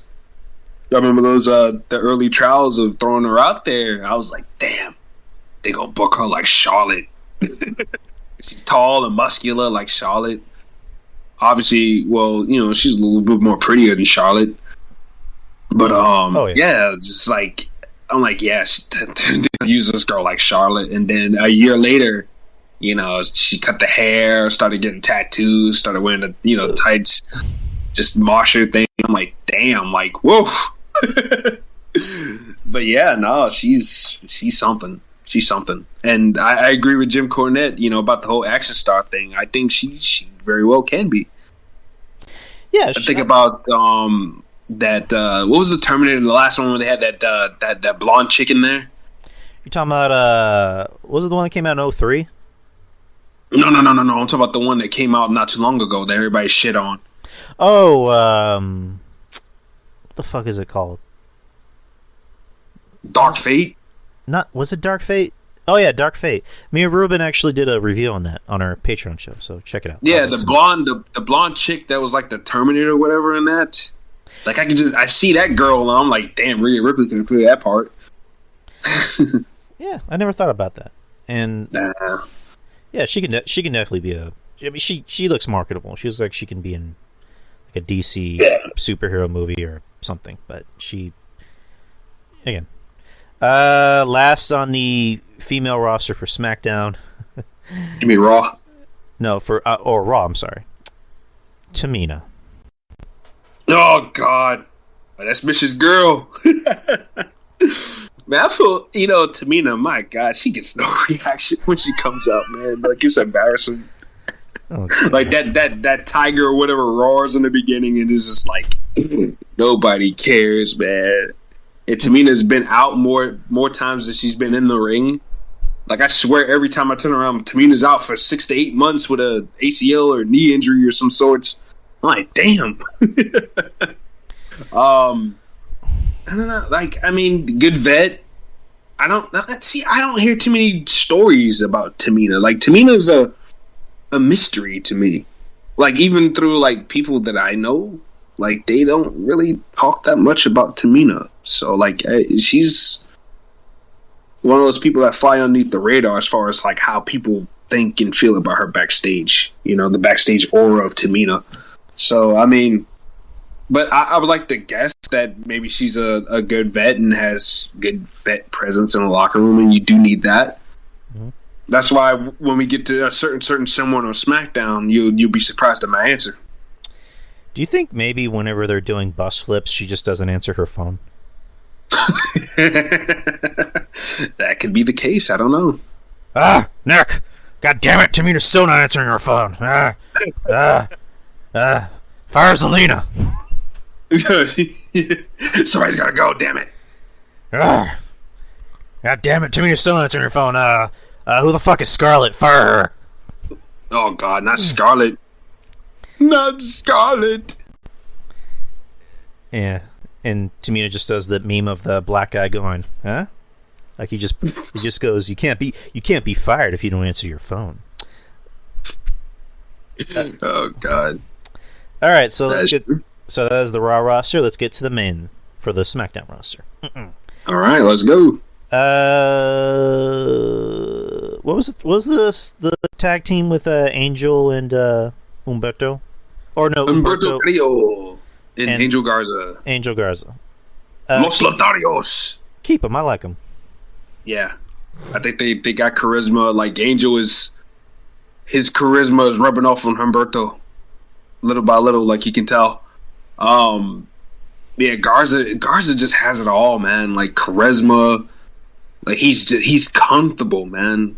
He's really comfortable, and he's a guy that you can do a whole lot with, in my opinion. I think they just need to let him talk, and they need to let him do more. They need to have him do more segments, in my opinion. Like they were starting to earlier last year, but they kind of steered away from that. And I think they need to show this man's talent. I think WWE nowadays doesn't do that enough. With show, like back in the day, they used to have guys express their who they were, in backstage segments, having them getting in the scuffles and stuff like that, and they don't really do that nowadays. So like the talent is like really mysteries to a lot of people. So I think I find it a little amusing to doing the whole kiss cam with those guys and everything like that. That's fine. That's fine the way it is. That adds a little layer to what they're going for and stuff like that. So yeah, like I keep those guys. And if I'm the booker, they would be tag team champions, right? I'm sick of the Usos and the New Day having the damn tag team titles. Why? Like, yeah, I get it. Like they're the popular tag teams, but like, I mean, we gotta build other guys too. Damn it. Oh, you don't gotta worry about the New Day for a while. Yeah. No, but then again, I mean, they got Woods back the other night. They lost Big E, but they got Woods back. Yeah, and also the same thing. The Viking Raiders. Like, who gives a shit? And then Nakamura and Boogs. It's just like, what? I don't mind. I don't mind those two actually. I do. And we'll get to them in a bit. So now, keep Los Lotharios. Yes, keep both of them. Big E, obviously keep. Get well soon, big man. Get well soon, man. Butch. Yo, boy, Butch Dunn. Butch Dunn. Why can't they just call him Butch Dunn at least? Why does it have to just be Butch?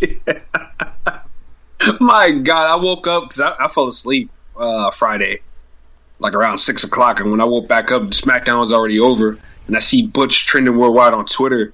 And I go and I click on it, and I see Pete Dunne in the Paperboy outfit. And I'm like, what the hell is going on here?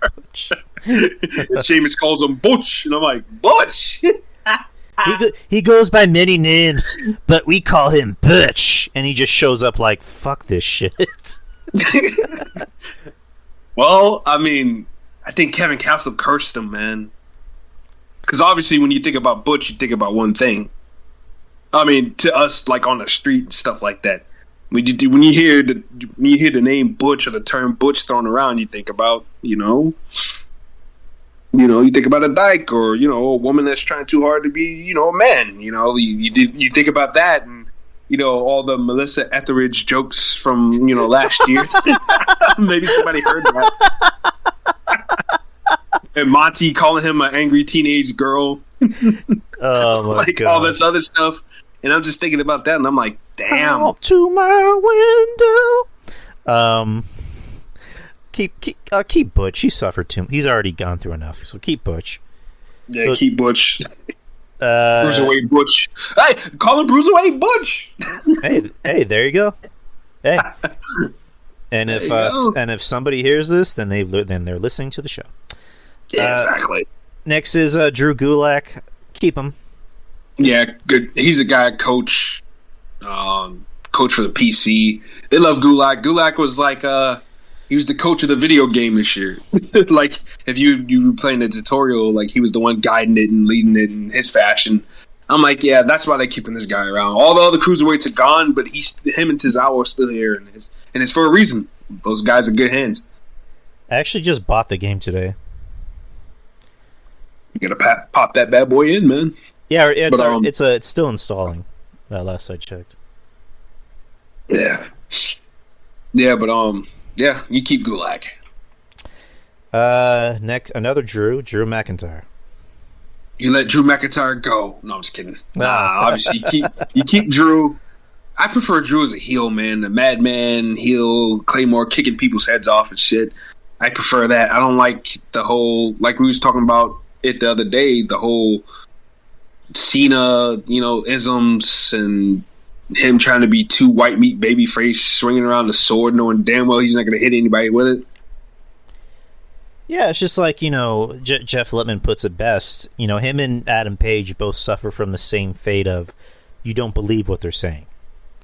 Yeah, exactly. And I mean, it's a shame because both are, two, well-built guys. I mean, they look like grown men. But it's just like I don't buy what you're saying right now. Push him like badasses. Page was at his best when he was a heel. Right. And same thing with Drew, in my opinion. Yeah, but he's I don't know, they need a guy to go against Roman. So he's going to be a face for a while. So yeah. Next is Drew Yari. Wait, what? Drew Yari getting released. Yari, answer your phone, damn it. No, fuck you. I ain't answering that shit. Next is the Viking Raiders. Bye. Yeah, let them go. I prefer them better when they were in Ring of Honor. Yeah, they weren't I do not enjoy them in WWE. I don't. They weren't even good in NXT. That's questionable. Yeah, they really weren't. Like you look at everybody that came out of NXT, you can remember something they did, at least one thing. They weren't even there that long. Quite frankly, they really didn't need to be either. Again, Kevin Owens wasn't there that long. You couldn't remember everything he did. Yeah, because it was linked to one guy. He only feuded with one person, and he was out Bon Voyage. Again, what he did was still memorable, more than the Viking Raiders. Just saying. Yeah, that's because you had the Undisputed Era, you had the Authors of Pain, and you had a bunch of other teams that overshadowed everything they did. And I think that's why they got the call up too. And I thought that was way too soon. Everything happened with them was such a blur. And you're right. Yeah, you're right. It wasn't memorable at all. It was like a blur. But I do remember that matches that they had at NXT TakeOver Phoenix. That was pretty fucking good. And I remember what you call Big Man took and hit that dive. That was fucking unbelievable. I mean, they're good guys. They're good wrestlers, but I don't like them being PG'd. Like I prefer them when they were badasses in Ring of Honor and New Japan. They're two big bruisers. I don't think they're exactly with WWE. I don't know. They don't scream WWE to me. No. Certain guys do, certain guys don't, and I don't think either one of those. Especially Ray Rowe, or what's his name now, Eric. Like Hanson or Ivar, whatever the hell his name is. Like he would probably, because he's a big guy. Vince likes the big guys and stuff like that. So he's a guy that Vince would probably use, and they seem to kind of like him more than they do Eric or Ray Rowe, anyways. Mm-hmm. So I don't know. Like if you can always tell who they like in a tag team by who gets pinned all the time and who looks glorified. And I always go back to those segments that they had with the Street Profits. Like they always made Ray Rowe look like a clown and made Hanson Ivar, they made him look like the G of the team. And it's like, damn. And every time they lose, who's on that back? Ray Rowe. And I'm like, damn. So, I don't know. I wouldn't be surprised if those guys got, broken up and they released Ray Rowe, honestly. I'm just laughing at some Punked Enigma posted a tweet from Swole One, Big Swole. He said, "Well, y'all let me know if Cody Luther King shows up." Cody Luther King, praise God. I had a dream. Racism with my mixed baby. I had a dream that all races can do 15 super kicks in a match. Oh, come on, Mish. My baby girl will be the world champion. I had a dream that you can not sell that you can not protect someone's finisher. Oh God. Next is Happy Corbin. Oh, good Lord. He's gonna. What kind of what does he have over somebody? Does he? He saw somebody getting blown in the locker room. Man, there's no way. Does he have pictures and videos of somebody in a compromising position? What does he have? Something's going on, man. I don't like it at all. But gee, Baron Corbin is just. I'm not feeling Baron Corbin. Edge has new theme music. What the hell? Okay. Yeah, that's crazy. He's on screen in his blue promo thing, whatever the fuck it's called. Well, the Undertaker ain't around no more. Undertaker's just like, wait, what the fuck? This man's stealing my gimmick. Got him. You motherfucker. He's like, looks like I'm coming back. Oh, I just tore my quad. That's mean. Here we go. That's mean. Come on. Yeah, he's a sweetie pie. They love him. He doesn't cause any problems. So he'll have a job for life. He'll be fine. Despite a guy, you look at Baron Corbin and you think he would probably be the most annoyingest motherfucker to deal with, but yeah, apparently he's not. Yeah, I heard from some, sources, friends of mine that have been around say he's pretty chill. He's cool as shit. Mm-hmm. So I've never even when I was going to a lot of the NXT shows, he always seemed like somebody that was personality wise, I can see a lot of myself in Baron Corbin. We don't speak unless spoken to, type thing. He was always chill and laid back and to himself. Even that Breaking Ground show kind of showed that a little bit from a couple of years ago. Mm-hmm. He didn't have a bad attitude. He's just being by himself. And there ain't nothing wrong with that. If you ain't really fuck with nobody like that, why fake the funk and act like you are fucking with people?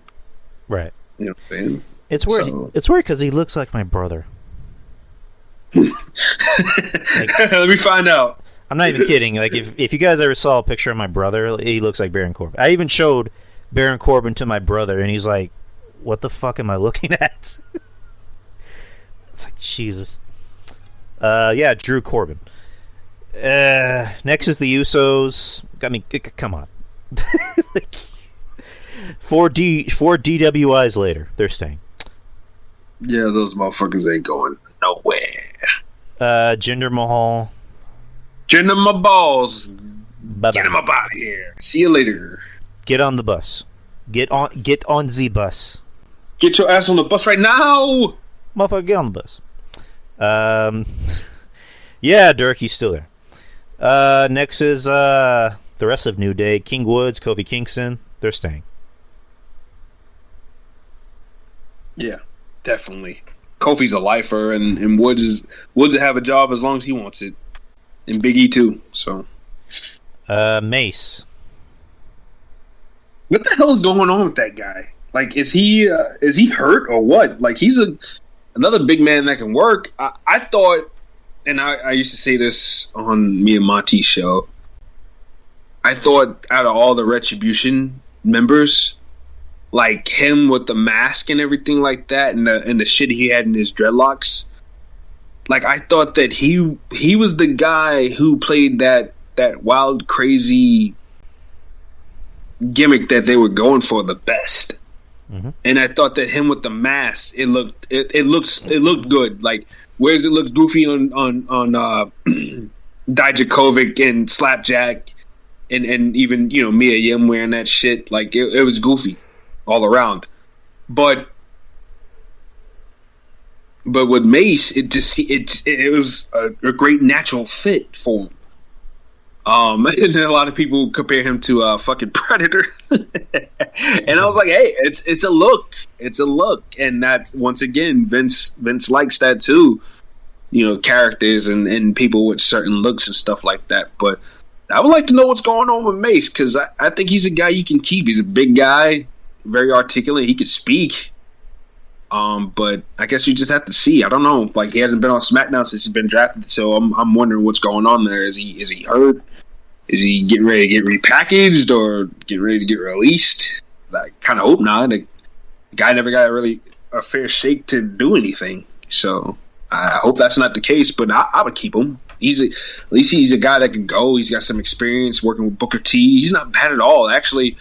Before they shut everything down, like he was getting over with a stupid little gimmick in NXT with just sitting in the corner, which was just stupid. But the marks still cheer for anything, and but the work in the ring was good too. So, I mean, and then they did have him team up with Dijakovic, and I'm telling you, that team, like they pulled the plug on that team way too quickly. That could have been a nice monster tag team. That double choke slam they hit, that, oh my god! Like, he felt that shit every time. Yeah, like I was kind of confused. I'm like, I would think that they would see two Hosses like this and want to keep them or do something with them, and they're still doing the Retribution gimmick with T-Bar. Last I checked. And no, he is like, the only thing that's really left with him is like the music. They remixed the music for him and shit like that. But other than that, he is taking a total dramatic. He's almost damn near Dijakovic at this point. He's still wearing the stupid face painting and calling himself like the Tyrant and stuff like that. But he's all but pretty much dominant Dijakovic at this point.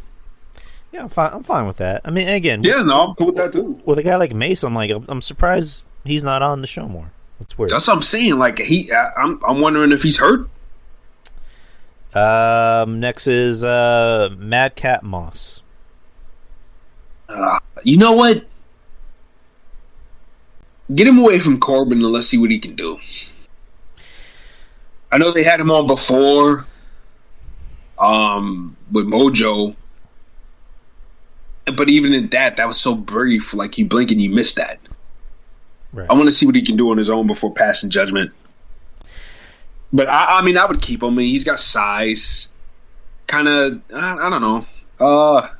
They're trying to give him some depth with a stupid gimmick, but I don't know. I guess we have to see. I just want to give the guy a fair shake before I say yay or nay and throw him away.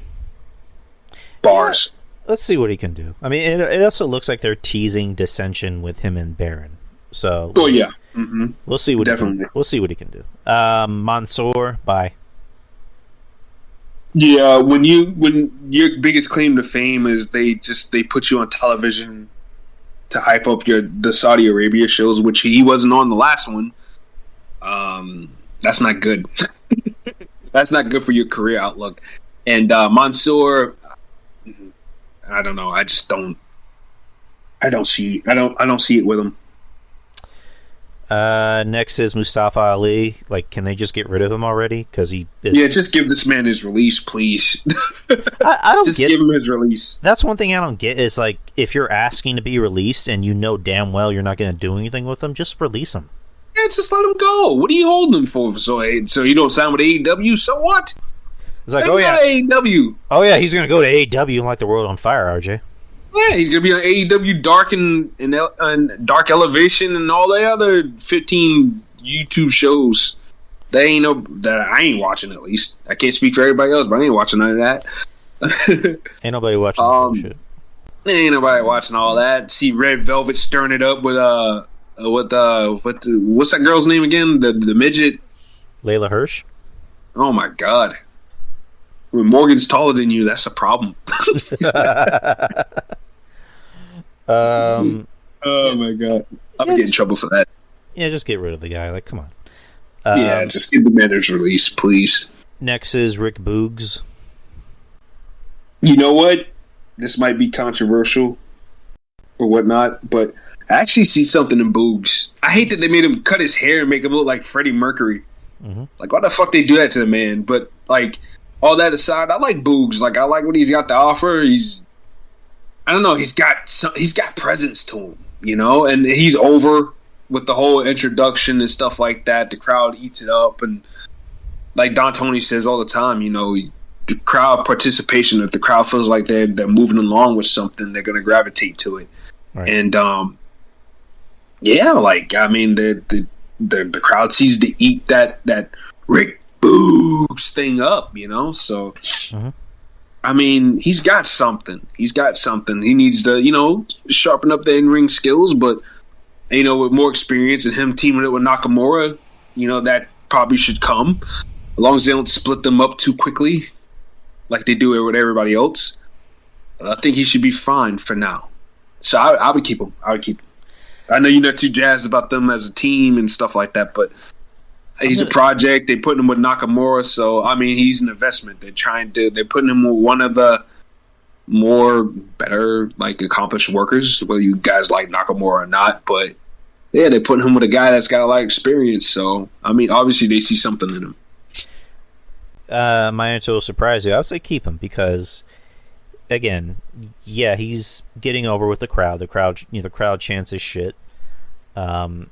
It's weird because he's playing a comedy character, but he legit looks like he can beat the shit out of anybody in the locker room. Oh my god, the guy's massive. When he came out in the Rumble and he was flexing around, I'm like, holy shit, dude. this fucking guy is jacked, man. And Pat McAfee calls him yoked Mercury. And I'm like, yeah, that's perfect. I like him, you know, keep him because Vince loves characters. Yes, he does. And right. If he can get over and his skills in the ring can get better, you might have a superstar there. I mean, I'm just saying, you might have one there. Yeah. Vince is thirsty. He's thirsty for a star right now. And, I mean, there's a couple of guys that can be that right now. And I think Boogs could be that, maybe, to a lesser degree. I don't know. We'll have to see where he goes. But I think he's got the potential to at least do something big in this company. Next is Ricochet. You keep Ricochet. You keep, like I said, you gotta have one spot monkey. Yeah, and they just put the Intercontinental title on, and the rumor is that he's being positioned as the second babyface on SmackDown, which is insane, right? Well, that's crazy. I mean, Ricochet, man. I mean, good for Ricochet. I mean, he's good for him. Like, he's once again another guy. You know, people, why aren't they doing anything with Ricochet and this, that, and the other? And look, hey, Ricochet looked like he was down in the water. Like, he could have been released at any time, too, last year. But, you know, he kept, you know, grinding. He never whined or bitched or complained on the internet. And look at him now. Is he champ right before WrestleMania? Could get a nice big spot, maybe in a big ladder match or something. I don't know, like, what they're going to do. But, I don't know. He's looking pretty good right now. So, I mean... Ricochet, man, like he's definitely going somewhere. At least right now, he's got something.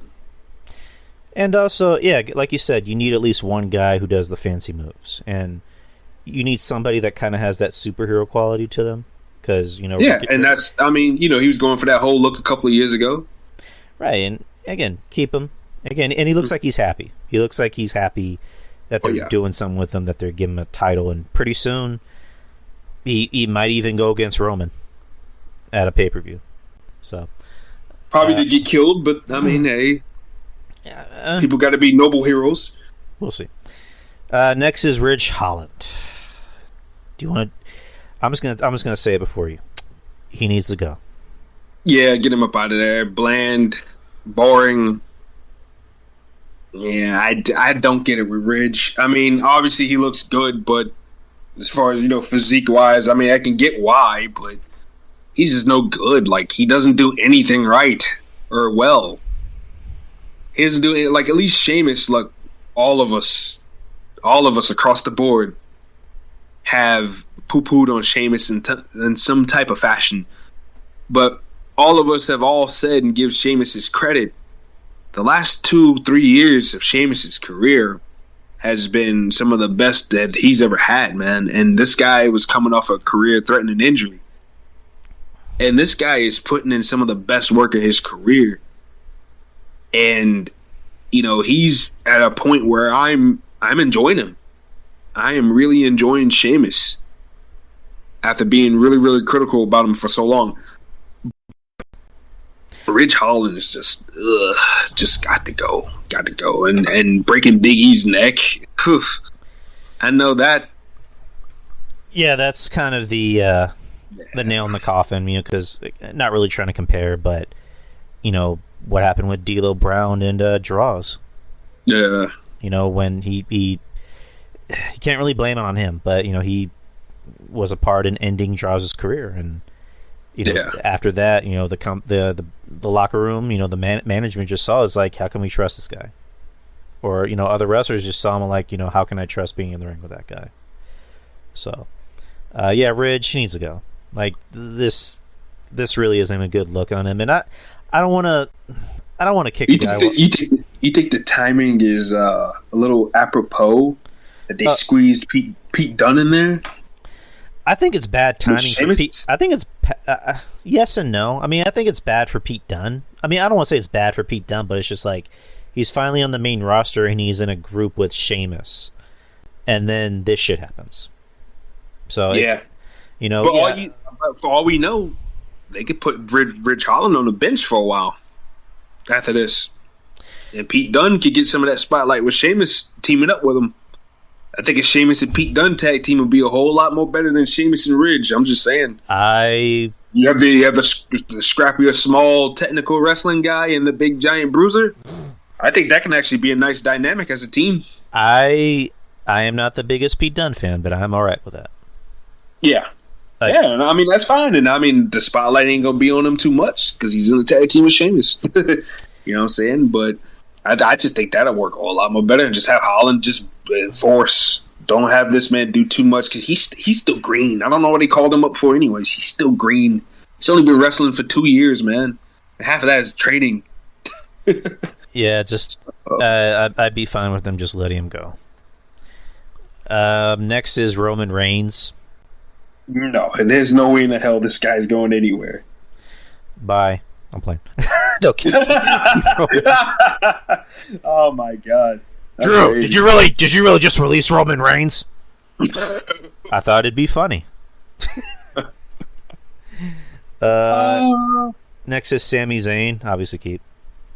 Yeah, you keep Sami Zayn, good hand, a guy that's going above and beyond to put over his current feud right now with Johnny Knoxville. I mean, Sami Zayn is just great. Like, you have to really take a step back to appreciate how far guys like him and The Miz are really willing to go to make whatever they're doing feel important, man. And, like, whether it's them or the company, but the fact that both guys just have that ability to just take it an extra mile is something that I like about Sami Zayn and The Miz both.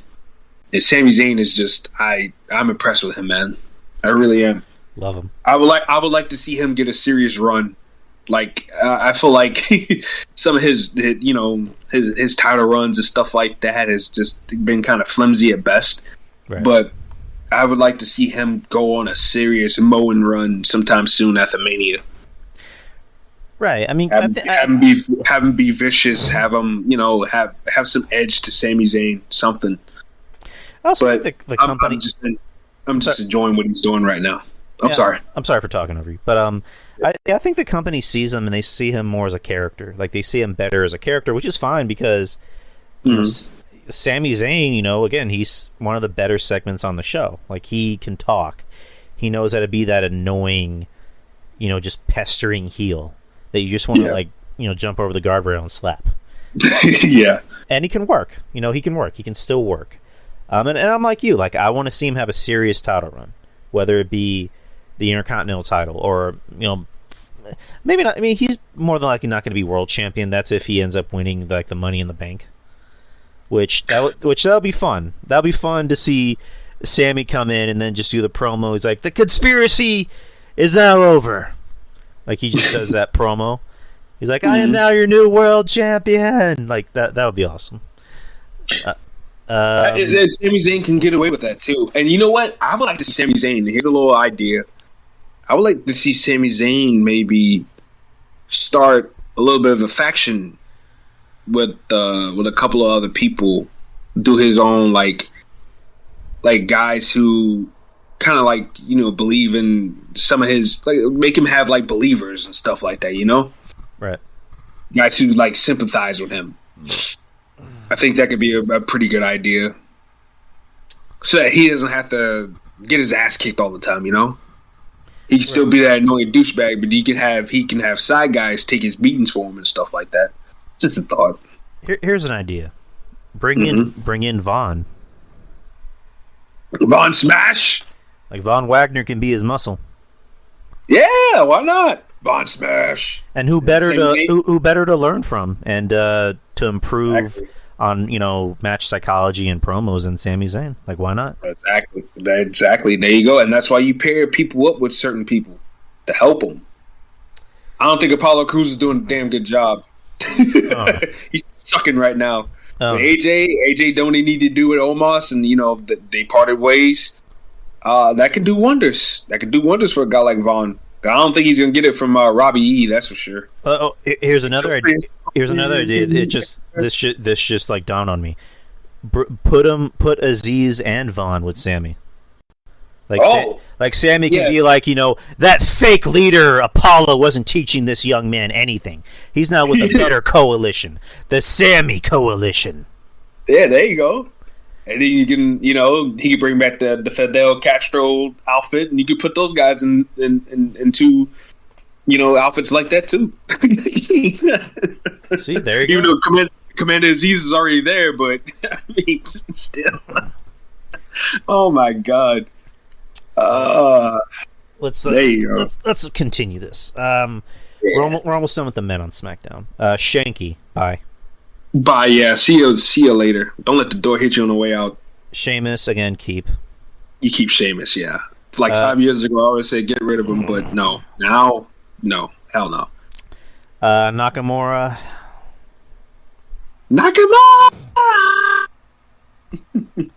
Bye. What? Drew said he canned Uncle Shin. Damn, bro. Like he I wouldn't be surprised if he's a lifer, but it's just like, I mean, he seems like he's happy with the company, but just he does, again, his peak was having the match against Sami Zayn at TakeOver. Not even the Rumble? Damn, I would at least given him the Rumble win. And what happened with that? Yeah, I mean, they blew it at Mania. Nutcracker! Nutcracker Nakamura! Oh, jeez. Yeah, that was a great gimmick for a while, for a couple of weeks. I don't know, but just... It was a running gag after a while. Every time you turn around, ah!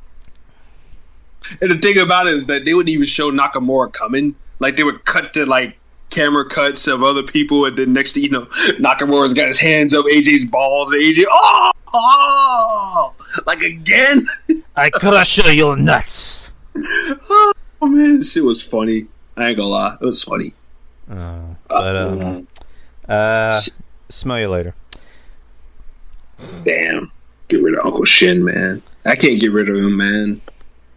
Yeah, well, I'm an awful person. Anyways, women's roster for SmackDown. Aaliyah.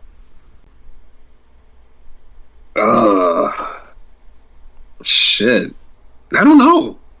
Like, for as long as she's been in NXT and as long as I've been like an NXT enthusiast and stuff like that, I don't know much about Aaliyah.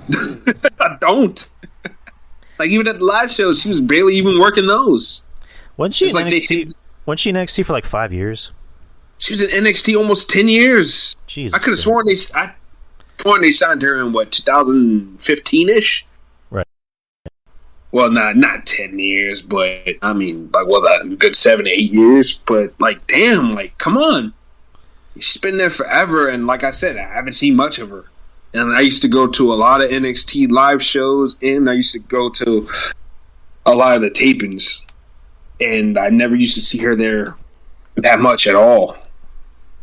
And when you did see her, it was very, very brief. She would get her ass kicked. Right. So... And it's just funny you say almost 10 years, and she is really not that good. Yeah, and she was wrestling on the indies before that, too. Because remember, there was some controversy about her having, like, a racist gimmick or something like that? I think I remember that, yeah. Mm-hmm. She had, like, a black guy carrying her around on her shoulders, and she was treating him like shit or whatever. Like a slave. Oh, yeah. Yeah, I would say get rid of her. She's just... Yeah. Just bye. That's all I'm going to say. Bye. Yeah, I'm not... Yeah, that's what I'm saying. Like, I don't... The jury's out on her still, too. I don't know. Next is Charlotte. Keep. Yeah, you keep Charlotte. Naomi, keep. Mm-hmm. Definitely. Natalia can, for the love of fucking God, get this bitch off TV. Yeah, you get her off TV, but you don't get rid of her. You have her be a trainer. You have her be a trainer and a coach, and for the girls. Yeah, do that, but it's just no more. Because Lord knows, with all that green they got going on in NXT 2.0 with a lot of those girls, they gonna need it. Sarah Del Rey, if she's still the coach down there, it has her hands full. With all that green in that ring. There's a whole lot of it. Oh, yeah. A whole lot of it. A whole lot of green. Next is Ronda Rousey. Come on. Yeah, you're not getting rid of Ronda Rousey. She has a lot to improve on, but... No. Sasha Banks, keep, obviously. Yeah, you not get rid of Sasha. Shayna Baszler can, for the love of fucking God, they do something with her. Yeah, I mean, if they could do something with it, that'd be pretty nice. Yeah, I need them to do something with Shayna. Maybe Ronda beats Charlotte for the belt at Mania. Maybe we can get Shayna and Ronda. I said Ronda. For the love of God. Ronda. I'd love to see that. Yeah, it's just like how do they not do that? Like, it's just, these two have a history together, and this would be an interesting match. This would be a good feud. Matter of fact, have them be a tag team. I would love to see that, actually. Have them be the fucking tag champions. I know that Shafir and Duke, they didn't catch it and grasp it as fast as Shayna Baszler did. But like, I still think all that was a blown opportunity to do the MMA horsewomen against the main roster horsewomen. I'm about to call them horsemen. I still think it was a missed opportunity to do that, because like that would have been big, I think. Yeah, but that would have required creative to be actually creative. Creative, yeah, right, and that's something you could have danced around with for a long period of time. Even if Shafir and Duke weren't ready, you could have had Ronda and Shayna kind of anchor it a little bit by maybe antagonizing 2 out of the 4 horsewomen and 2 until Shafir and Duke were ready for prime time. I mean, there's ways you can dance around things. You just got to be creative and think about it. Next is Shotzi. Happy birthday to Shotzi Blackheart, by the way. Oh my God, she gave us a birthday present, and it's her birthday. Mm-hmm. She gave me some cake. So my goodness. Yeah, Shotzi, that's my girl right there. You know what I'm saying? Everybody can talk about the pool all they want, but the fact of the matter is that, Shotzi, every time I see her on television, I get feelings. You and me both. Like, again, same with Shayna. Keep her, obviously, but do something with her. Like, please do something with her. Yeah. And I understand she's actually going through a lot. She's going through some personal things. She just lost a family member. So I like to think maybe that's why. Yeah, and plus she said something about kind of like she was going through a little bit of an injury too with her back. Right.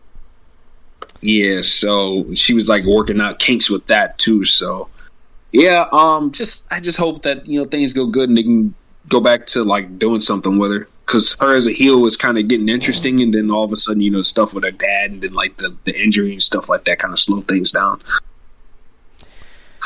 Right. Again, I love her. I think she's marketable. Personally, I think she needs to be a face. She's better. Yeah, she's better as a face. I don't like her as a heel. Her as a heel is even more harder though. I don't know what it is about women. Like when they become bad, they become instantly hotter. Yeah, exactly. Like when Shotzi, when she came backstage and she was wearing that leopard print dress with the leather jacket, I was like, my God. Oh. Damn. Like, why do you gotta be so bad? Like, why do you gotta be so bad and look that good? Jesus. Oof.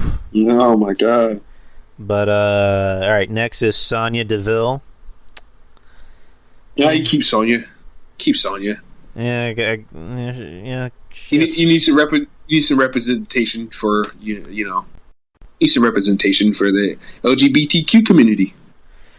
Next is Xia Li. Has this woman wrestled a match on television yet? She had the match against Natalia. I missed SmackDown. Was that last Friday? Did she win? For God's sake! I'm not sure. To be honest, I'm not sure. If the chat can fill us in, when's the last time she had a match?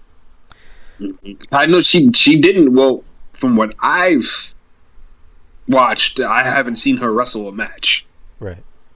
So I don't know if she's wrestled after I've gone to work or what, but yeah, like, I mean, can we get something on this woman? I don't know, but I mean, I like her. She's good in the ring. She has a good look. So I would say keep her, because we need more women, especially since they're still continuing to do the brand split. Mm-hmm. Just keep her, because she's not terrible in the ring. She has a unique personality and a gimmick. So just keep her. And we can't fire everybody. No, we can't. All right, so we're gonna have to speed through the AEW roster, because there's a lot of fucking people on that roster. Ah, damn, you ain't lying. Yeah, because it's 1:51, so we only got 3 hours on Spreaker, so we're gonna have to speed through it. Mm-hmm. All right, so the males. Let's start with the males. Let's just speed through it. You just say keep or not keep. Right. Aaron Solo, don't keep. Yeah, don't. Yeah, Mr. Bailey, get him up out of here. Adam Cole, keep. Baby, just do something with him, please. 5, Alan Angels. Good hand, keep him. Personally, I would get rid of the whole Dark Order except for Anna Jay. I bet you would. And that includes -1. Fuck that kid. Anyway. Oh my God! Woohoo! Woo! We're striking nerves tonight. Fuck that fucking kid. I'm playing. Not really. Fucking kids. Oh my God. Next is Alex Reynolds. Beaver Boys. Let him go. God, they already got too many tag teams. Let him go. Bye. Let him go. Andre El Idolo. Andre Olio. I'm not digging anything he's doing in AEW right now. Nope. Get rid of him. Bye. Send him to Mexico. Shit. He was more interesting in WWE. Bye. Yeah, actually, yeah. I agree with that, actually. And Helico. I love Angelico, but he's got to go. Let him go back to Mexico where he actually be used. The Acclaimed. You keep him. Yeah, keep them, because again, they're interesting. The crowd gets into their raps. They're actually kind of funny, so keep them. Yeah. Anthony Ogogo, bye. Yeah, goodbye. The Gun Club, bye. That includes Billy Gunn, bye. Yeah, I'll put you on that. See you, bye. Bear Country, bye. The fat guys, yeah, bye. The Butcher and the Blade, keep them because they actually look like something. Yeah, I like the Butcher. Red Dragon, keep. Brian Cage, bye. Yeah. Sucks. Yeah, Brian might want to go back to Impact. At least they used him right. I'm the Wolverine. Like, no, you suck. Bye. Brian Pillman Jr. Bye. What were you gonna say about Brian Pillman? Brian Pillman should have never left MLW. That's all I got to say. At least they did something with him, and yeah, that's all I got to say. Brock Anderson, bye. Yeah, see you, bye. That man looks too much like his dad. He's a young man. That's just odd. He looks like a 50-year-old man already. Jesus Christ. Brody King. Yeah, you keep Brody King. He has an interesting look, so keep him. Danielson, keep. Mm-hmm. Oh yeah, you keep him. Buddy Matthews, keep. I like him. Yeah. FTR, keep him, but do something with him. For the love of God, do something with these guys. Jericho, he's on his Stanford diet, so yeah, don't let the whole new faction shit fool you. Yeah, he'll be back soon. Christian Cage, he's where he's at for a reason. Mm-hmm. He's there to help the young guys, so keep. And he's here to teach Jungle Boy how to cut a goddamn promo. And it's kind of working. Jungle Boy has some charisma. Christopher Daniels. He has a place on the company. Just I don't want to see him in the ring ever. Like ever. What? Yeah, I'm good on that. I'm good on that too. Fuck Taylor. Bye. Yeah, goodbye. Take that muffin top and take it somewhere else, please. CM Punk, keep, obviously. Yeah, keep Punk. Colt Cabana. Boom, boom. Colt Cabana. I want to see Colt Cabana and CM Punk fight. That'd be interesting, but I don't give a fuck. That would be interesting. It's like, I don't give a fuck. Colt Cabana, bye. Danhausen, why did they sign this guy and not have him do anything? Get rid of this guy. He is just like I put on Twitter last week. Am I the only guy that's not even feeling this guy? Like I don't get it. I don't get it. He walks around pointing his fingers and somebody's current. What the fuck is that, man?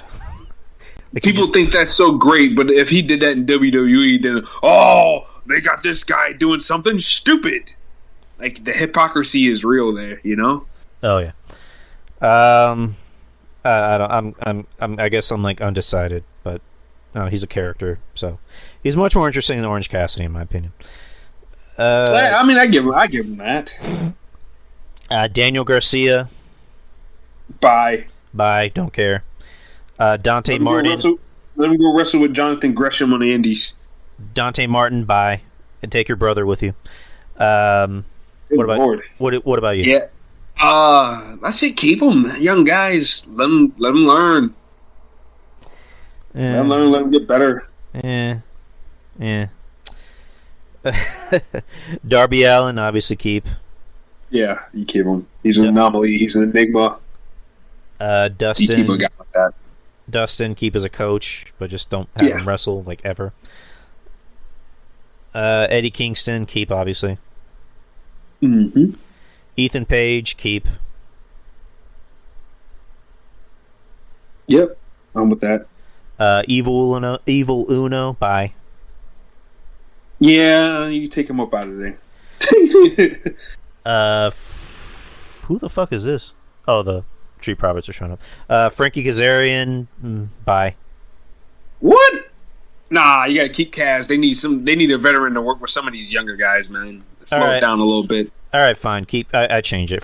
Keep Frankie Kazarian. And he's a good veteran. He's still in great shape. He can still go. Like he doesn't phone it in. Like you keep a guy like Frankie around. Right.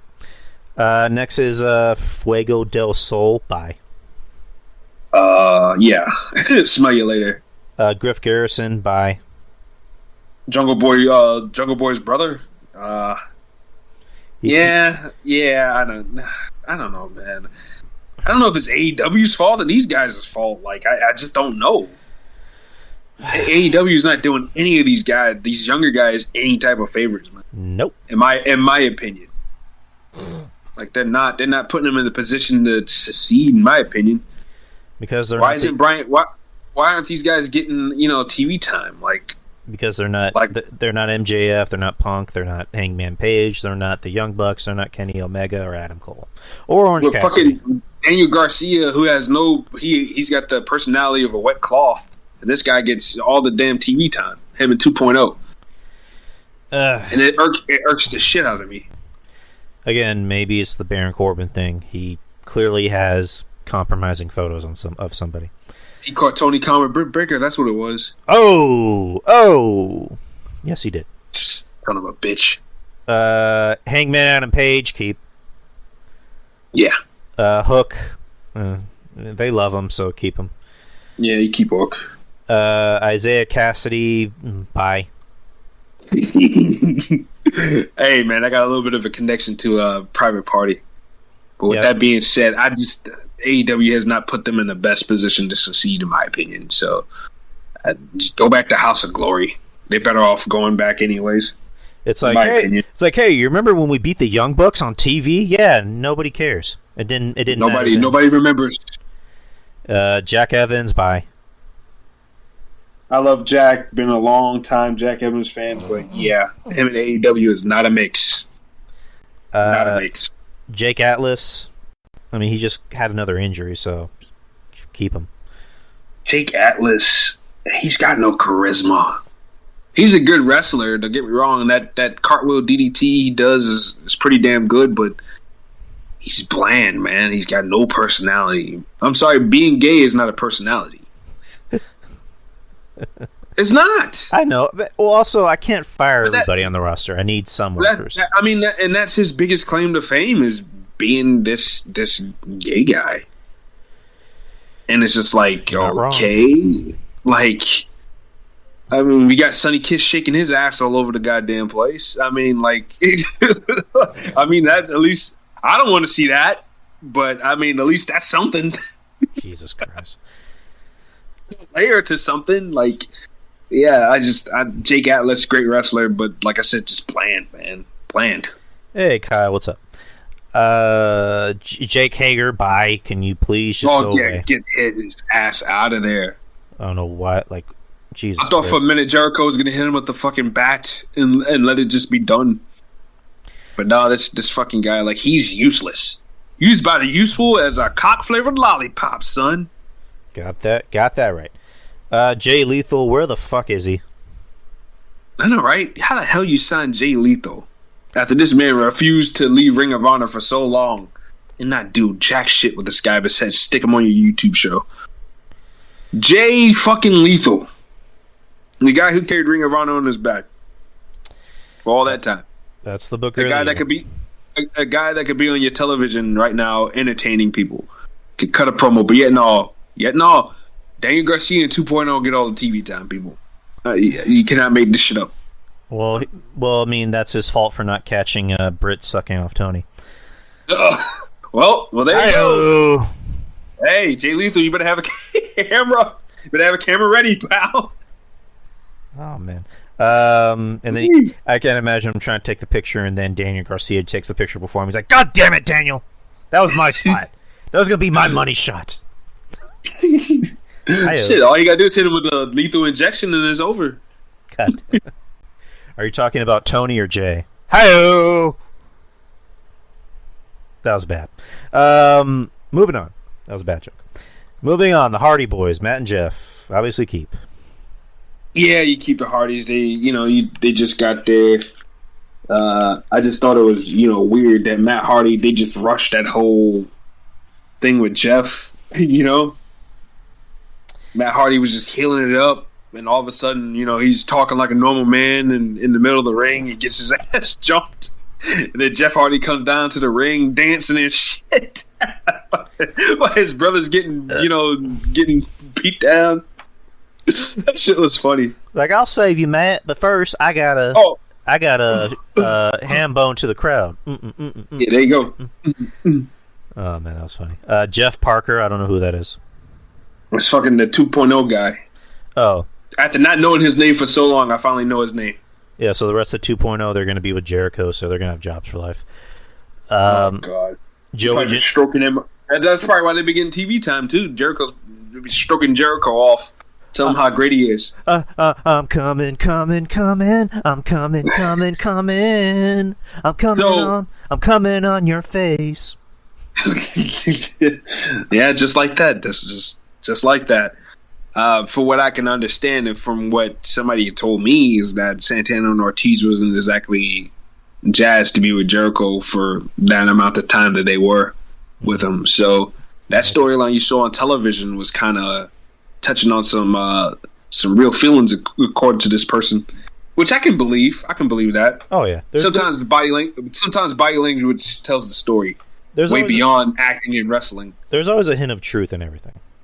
Yeah, exactly. So, and I mean, shit. Like, how the fuck you have Santana and Ortiz, who carry Impact's tag team division on their back for like 2 or 3 years, and not do jack shit with them? Like, yeah, AEW has this great tag team roster, but yet no, they're giving all the shitty tag teams the belts and shit like that, and putting the spotlight on all the shitty tag teams. You know? Booker Like, why the fuck is Jungle Boy and Luchasaurus the tag team champions before Proud and Powerful? Tell me that. Please tell me that. Booker of the Year, RJ. Booker of the Year. Man, like I said, I book E-Fed wrestling better than Tony Khan can book real wrestling. But he's Tony Khan. He's Jesus. Man, I had more poon in my life than he's had, and he's older than me and richer than me. Jesus Christ. Tony Khan. I just bought Ring of Honor. It's like he's about to burst into tears, man. What a fucking dweeb. Come on, man. Really? All right, let's finish up this list. Joey Janela, bye. I don't think you're ready for that jelly. Yeah, he got to go. John Silver, bye. Yeah, see you later, little Brutus. Moxley, again, probably going to join Jericho, going back to WWE. Damn, you really think that's going to happen? I don't know, man. It's going to happen. Trust me. I guess we'll have to see that. I bet dollars to donuts he will be in WWE in the next year and a half or 2 years. But all right. Jurassic Express, Jungle Boy. Keep Jungle Boy, but get rid of Luchasaurus. He sucks. Oh yeah, he's awful. Keith Lee, they're already starting to, see problems with him. He needs to lose weight though. He's not looking very good personally. Yeah, he looks bigger than before. Bigger than I remember. Yeah, it's just and I like Keith Lee.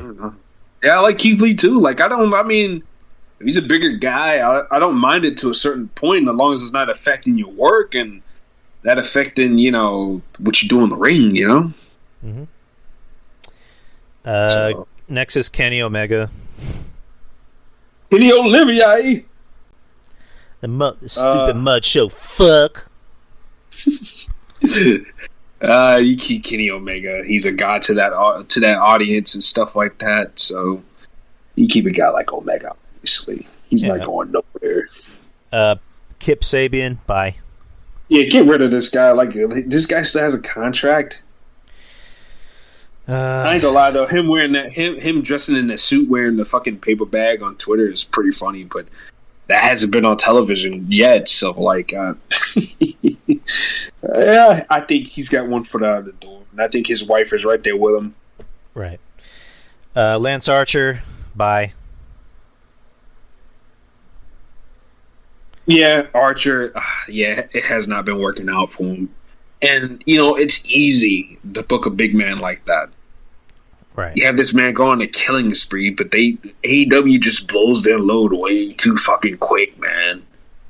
They blow it way too quick, and it's like a thing. I liken him to like Braun Strowman. Every time he has a big match, he loses. Mm-hmm. Lost to fucking Cody. Didn't he challenge for the world title before that? Yep. And he lost that. And then he lost to Miro. And then he lost to Paige not too long ago. Like, this guy he's a loser. He's a fucking loser. Sure, he can throw around little jobbers all day long, but when it comes down to actually, trying to get the goddamn job done, he's a failure. Lance Archer is a failure. Mm-hmm. So. Lee Johnson. Shotty Lee. Let him go. Bland. Same. Bye. Lee Moriarty. Bland. Let him go. Keep him because, again, we can't fire everybody. We need some workers, so keep him. Luther. Bye.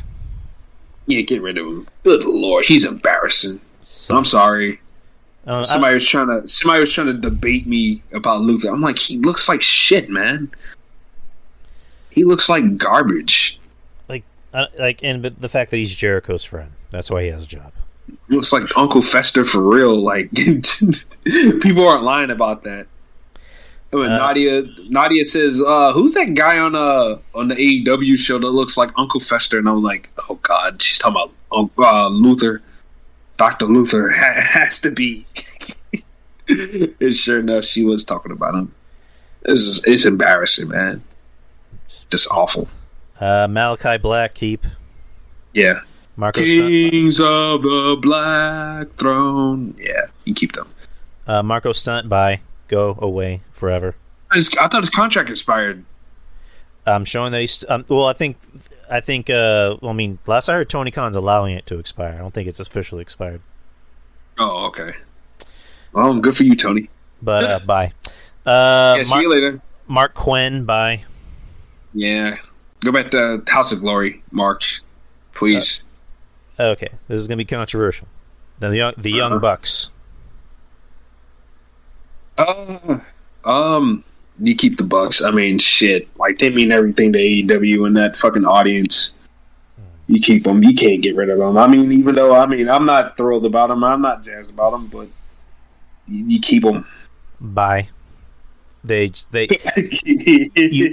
get rid of the young. You can get rid of the Young Bucks tomorrow, and the show will improve. The tag team division will improve. They are everything I hate about modern wrestling. It's like when we were talking about our review with Jeff. Like, they never adapt to any match that they're in. To them, it always has to be a Young Bucks match. They can't find a way to change their style to try and to accommodate the other team. It has to be their match or nothing else, and that's why I hate them. I hate them as a tag team. I don't hate them as people. I think they're kind of dorky, but I don't hate them as a. I just hate them as a tag team. They suck. Like they add nothing to the show. They are the worst part of the show, in my opinion. The Young Bucks only know one speed, and that's it. So bye. The best match they've had was with FTR, and after that, FTR was never seen in the same light ever again. Nope. Coincidence? I think not. Where I'm from, we don't believe in coincidences. We don't want the Briscoes in our company because they say really unpolitically correct things. 10 years ago, too, by the way. Fucking pussy. Which is more than enough time for people. And like, if the Briscoes came, they would fuck shit up and overshadow the fucking Young Bucks. That's what it is. Uh-huh. You know what? I mean, I changed my stance. You know what? Yeah, get rid of the Young Bucks. And that's the best thing you can ever do. Honestly. I was thinking about the Marks, but yeah, fuck the Marks. Fuck the Marks. Fuck the Marks. Fuck them right in there. Living in their grandma's basement. Fuck them right in there. Hey, fuck them right in the pussy. And you can't say anything. You cannot say anything like that to me and Yari. Because guess what? I got papers to prove I own a house. Mm-hmm. Yari owns his own house. Mm-hmm. So we're not the same. But yeah, the Young Bucks gotta go. Yeah, you know what? You're right. Yeah, I mean, sabotage at FTR. I feel sabotage at FTR, and just holding down a lot of other talented tag teams that are better than them, like Proud and Powerful. Like I don't find any of that to be a coincidence that those guys are not doing well, and the Young Bucks are constantly in the spotlight doing this, that, and the other. It's just whatever. Yeah, you're right. AEW's tag team division would be better for it. Next is Matt Lee.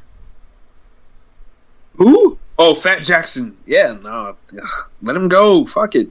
Yeah, he's with Jericho, so he's going to have a job. Unfortunately. Next is Matt Sydal.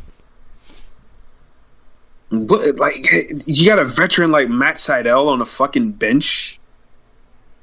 Like, that's insane to me. Yeah, dude. Yeah, I would say keep him. Just do something with him. Like have him be a more frequent. Like use him in ways that we can see him. Put him on Rampage. Don't just shove him on the fucking YouTube shows that nobody gives a shit about that people pretend that they watch. I don't know, but I watch everything. Oh, did you know that? Did you know that Nick Camarado is undefeated on Elevation? no, because I don't fucking watch that shit and I have a dick. No. Jesus Christ. Yeah, we don't do all that over here. Go ahead. Yeah, you said Nick Camarado, right? Camarado solo and a go. Bye bye. Yeah, Yes, the go. he's a monster and everything like that, but I don't know. Yeah, no, yeah, let him go. Michael Nakazawa. Bye. Knock it. What did you call it? Say knock it, and get the fuck off my television screen. Bye bye. I remember my friend Landon. He took and tweeted at him. He goes, "Michael Nakazawa's the shit," and he liked the tweet. Yeah. Nakazawa liked the tweet. This shit was funny. I said he liked the fucking tweet, bro. He was like, "Yeah, I think he's a dumbass." Next is Miro. Keep. Actually, this is gonna be kind of hard because I like him, but bye. Yeah, you're right. He comes into AEW in a shit gimmick with blonde hair and wearing Mickey Mouse pajamas, and then they make him, was it like the Destroyer or God's Favorite Champion, which was favorite champion, which was working, but then he kind of exposed himself against Bryan Danielson. Yeah, and it hasn't been on television since. By the way, Joey Numbers had the perfect way to describe him. He's like that car that used car that you're buying online that looks great in the pictures, and then when you get it in person, you realize, oh, that's why it was so low. Damn. I just always saw something in him. Like, he's a monster. Like, I just see a lot in that guy. But you're right. Like, Danielson, he peeked through the holes in that game, baby, and he shut him down. So, I don't know. But, yeah, he's probably going back to WWE. MJF. Wouldn't surprise me. I mean, anything could happen at this point. MJF, keep, obviously. Yeah. Orange Cassidy. He's never going to go away. Nah, he's the company mascot. He is AEW's walking and talking version of herpes. Walking and talking herpes. Good Lord, that's awful. That is awful. Well, it's true. He's never going away. Yeah, he's never going away. I mean, he's the company mascot, damn it. And the fans, the fans, they proved Tony Khan right and not to get rid of him, because how many people getting my words all mumble jumbled. How many fans cosplay as Orange Cassidy? Virgins. I see it all. I'm sorry. You said how many? Well, shit, women fucking cosplay as, like, hot girls that I know fucking cosplay as this fucking guy. So it's very weird. But I mean, he's a phenomenon. He's a walking meme. Like, I don't get it. You don't get it. But other people just love it. He's a vibe. He's a mood, as I like to say. And that's why he's in the position that he is. And I'm not a fan. You're not a fan. Like, I take a little bit more mercy on him, because I kind of try to understand a little bit. But he's a perfect mid carder, but he's not somebody that I would ever take seriously. He's not somebody that's he's not a main eventer. He's not on that level, in my opinion. Right. Let's try to speed through the rest of this list. Yeah. Proud and Powerful, keep, obviously. Yeah, definitely. Pac, keep. Yeah. Paul White, bye. Well, it's unemployment. Bye. oh my god. Shit. Penta Oscuro. Oh god. Release him. Just let him go. Let him go back to Lucha Underground. That's the best he's looked. Oh my god. I swear to God, like, people were so allergic to booking this guy well like they did. I don't know. Because he's not the Young Bucks. Peter Avalon, bye. Yeah, get the hell out of here. Go back to PWG. Powerhouse Hobbs, keep. Yeah, you keep him. 10, bye. Yeah, I agree. Kevin James, bye. Ray Phoenix, bye, because they don't give a shit. Yeah. Ricky Starks, keep.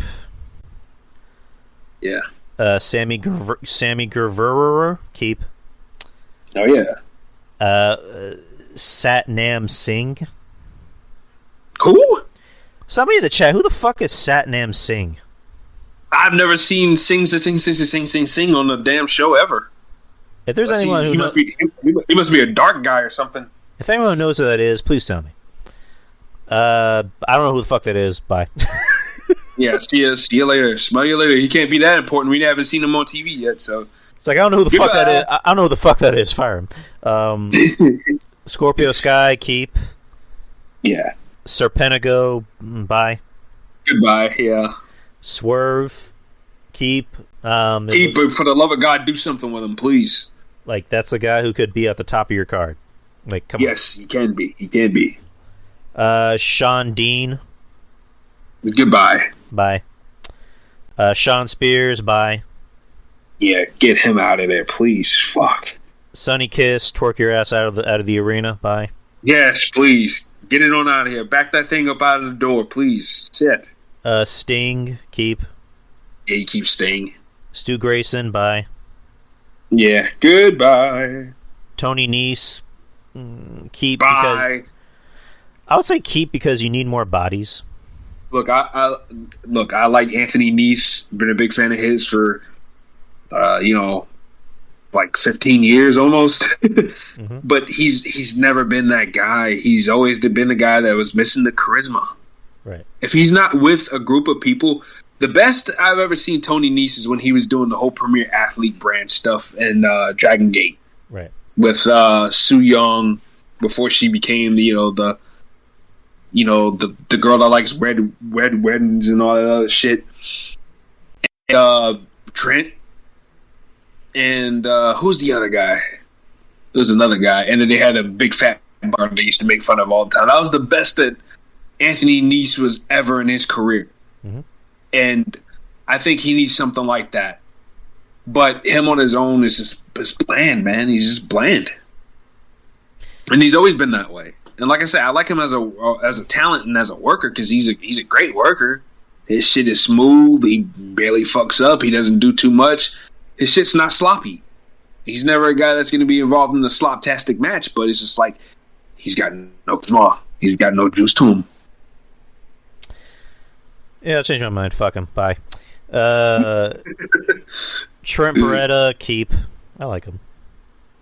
I like Trent, but goddamn, he's got to dump the pudding gang and get to the big time. Dump the pudding. Wardlow, keep. The pudding gang. Yeah, you keep Wardlow. That's a monster. They'd be a fool to let that guy go. All right, we're almost done. We're on the women. Mm-hmm. Right. Abaddon. They haven't done fuck all with this chick. They might as well let her go. Let her go. The only member of the Dark Order I keep, Anna Jay. Oh, yeah, you keep that. Oh, my God. Woof. Woof. AQA. The girl that Booker T trained. Right, yeah. Got that crazy chaotic style. You can tell Booker T had a hand in that. You know, sometimes Booker T's, some of his moves get a little chaotic sometimes, so you can tell she got her training from, but, I guess you keep her. I don't know. Keep her. Dr. Britt Baker. Come on. Yeah, she's going nowhere. She sucks. Well, she does suck. Well,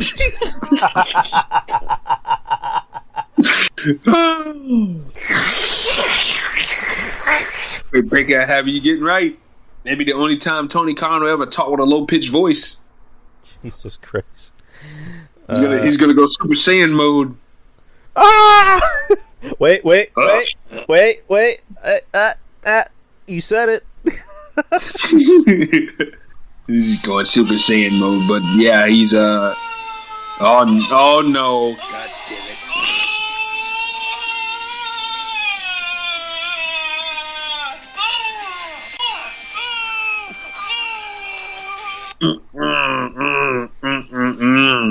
Good God.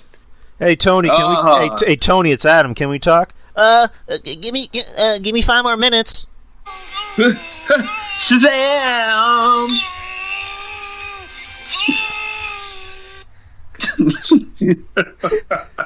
Oh my God. Oh Jesus Christ. God, All oh right. God, oh God, oh God. All right, Bunny, bye. Who? The Bunny. I thought you said Bad Bunny for a minute. I was like, oh. I'd keep Bad Bunny over the Bunny. Yeah, they're not doing anything with that poor chick, and she was better off staying in Impact, honestly. All right, Emi Sakura, bye.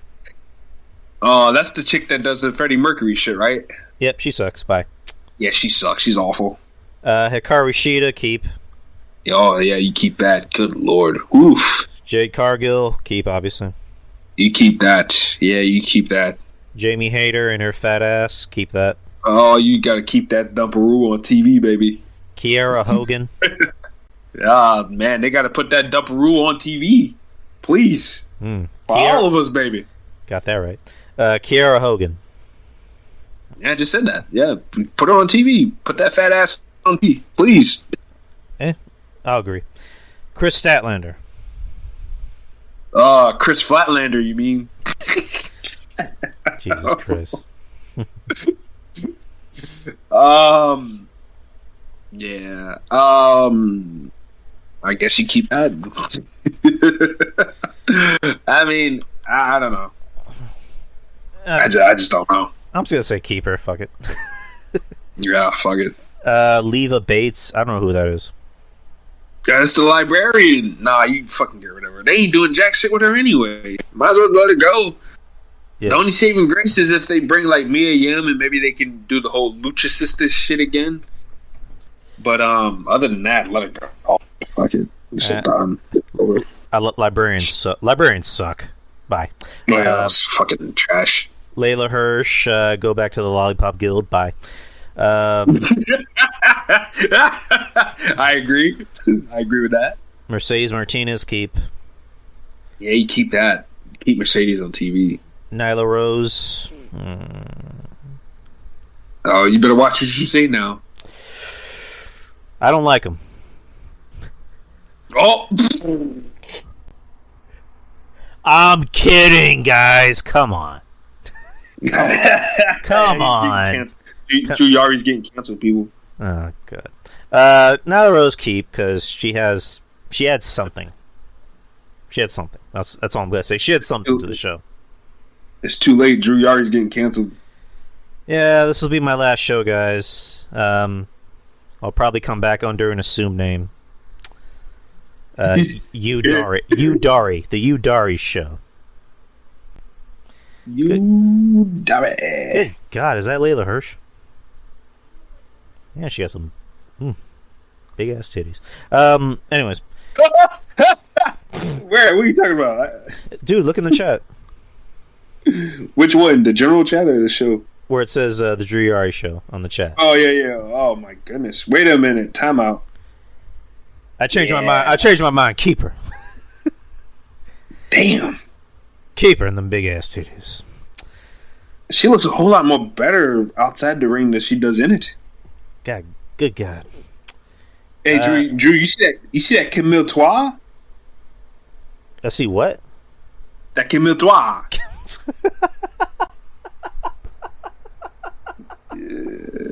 Yeah, I mean, my goodness. Oh, Shucky ducky quack quack. We're never gonna get anything done. Paige Van Zandt, keep. Oh yeah. Oh my God. Penelope Oof. Ford. Penelope Ford keep. Oh shit! Send her out with her husband. They ain't doing jack shit with her anyways. Yeah, go They to ain't doing no. Go to Let's be honest. They ain't doing nothing with none of these girls. Go to WWE. Nothing. She can go to WWE. Vince will love her. Oh yeah, damn right. Rebel keep. She's a character. Yeah. She's a character. Shit. Red Velvet, bye. Yeah. Goodbye. Riho, bye. Reebok. Yeah, you get rid of that. Ruby Soho, bye. Ruby Soho. I love Ruby, but the AEW run is not looking good right now. It's like, Ruby Riott with Miss Youth and WWE. It's like, yeah, and and the same shit is happening in AEW. Rinse and repeat. Exactly. Yeah. And at this point, whose fault is it? Is it Ruby? Is Ruby just not? She's just not where connecting. we think she is, or is Tony Khan just horse signing people? Like, is he's just stocking his roster up, which might come back to bite him in the ass eventually. Mm-hmm.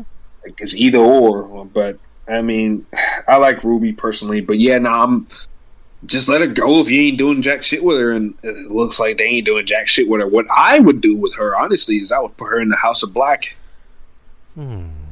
Have her be the first lady of that, because she fits that look, and I mean, damn, like, why not? Yeah, not a bad idea. We got 4 more to go. They ain't doing jack shit with her. Might as well. Got 4 more to go. Serena Deeb, keep. Yeah, you keep that. They need a veteran that can help work with some of these girls that ain't experienced like that. And she's putting on good matches and stuff like that and looking good. So yeah, I don't see why not. That's a good spot. Tay Conti. Oh my god, you got to keep that boom boom on TV, man. Got that right. Just for the boom boom. And if I say she got the let her go, then I might want to watch myself on Thursday. I might die because I'm gonna have a little pale, angry girl waiting for me at the door. Well, I'm not waiting to kill me. Well, I'm not. So she sucks. Bye. Well, Tay Conti, she sucks. Oh God. That ass. Keep her. Bye. Ass can stay, but you got to go. Thunder Rosa, keep. And yeah, obviously. Yuka Sakazaki, I don't know who that is, but bye. Oh, the Magic Carpet Ride girl. Yeah, you keep Yuka Sakazaki Maka Wobble Wobble Wobble. No, whatever her name is. She sucks. Bye. I seen her she had a great match with this other Japanese chick. It was great. I'm sure it was, but nobody cares. Oh man! Oh, you guys are shit about that shit. All these girls dressed up like schoolgirls wrestling. I mean, that's good for porn, but like wrestling, I don't know. Send all your hate mail to DrewYariShow@twitter.com. Oh boy. Oh my. But yeah, that is the entire AEW roster, and also the entire WWE roster. We went through all that shit, and 2 hours and 33 minutes. That's some good shit. Yeah. Oh man. It's I guess a little bit of news. Or I guess one piece of news, and we'll bounce out. A new member to the WWE Hall of Fame. Mm-hmm. After prestigious names such as The Undertaker, Big Van Vader. The rumor was that it was going to be Psycho Sid. Might even be the Steiner brothers. Yeah, I heard about that too. But the next prestigious name in the wrestling business, added to the 2022 WWE Hall of Fame, is Sharmell. Yeah. And then Texas. I mean, Charmel did. Look, Charmel added a different dimension to Booker T's character. I know. You know, and hey, she was a key factor in really, really lighting another spark into Booker T and giving him something different. Mm-hmm. So, I mean, Charmel helped Booker T's career out a whole lot. So, I mean, I don't see why not. Why not? But I mean, right.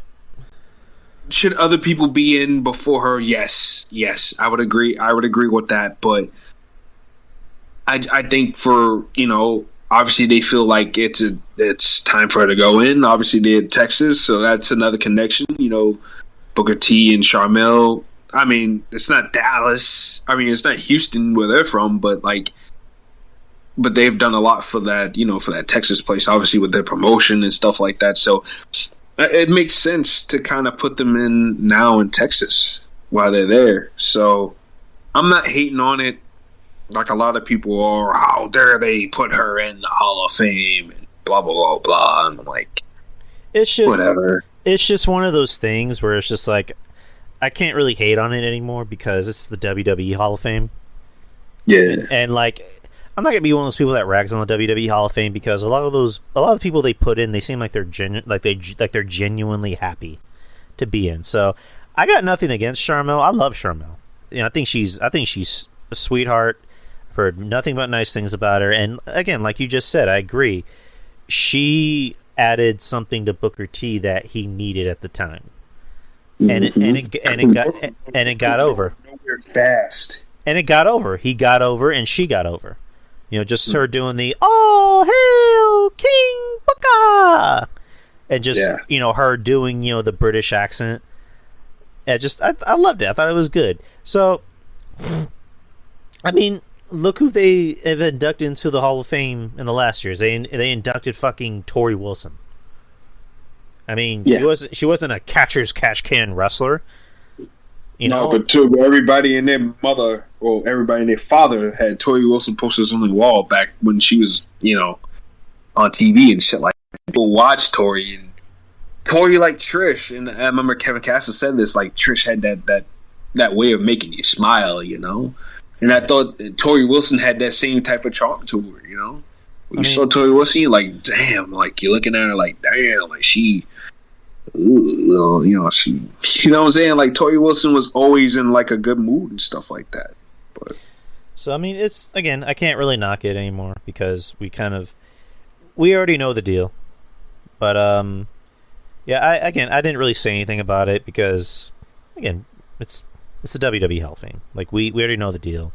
They're gonna have the big names first, and then they're gonna add in the random people that are just like, you know, why? But we can't argue with it anymore. But yeah, Dirty Bird's right. It's filler. You have the filler, you know, inductees. So, all right, yeah, that's the show, man.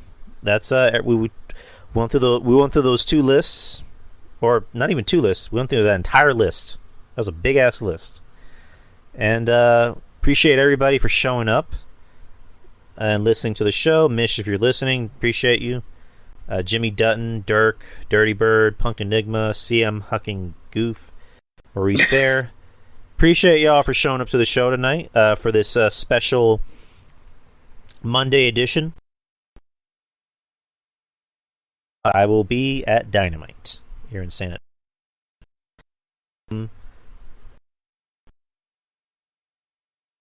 Well, actually, me and RJ planned this on Saturday. yeah. So, I don't know. I might do something on Thursday, maybe.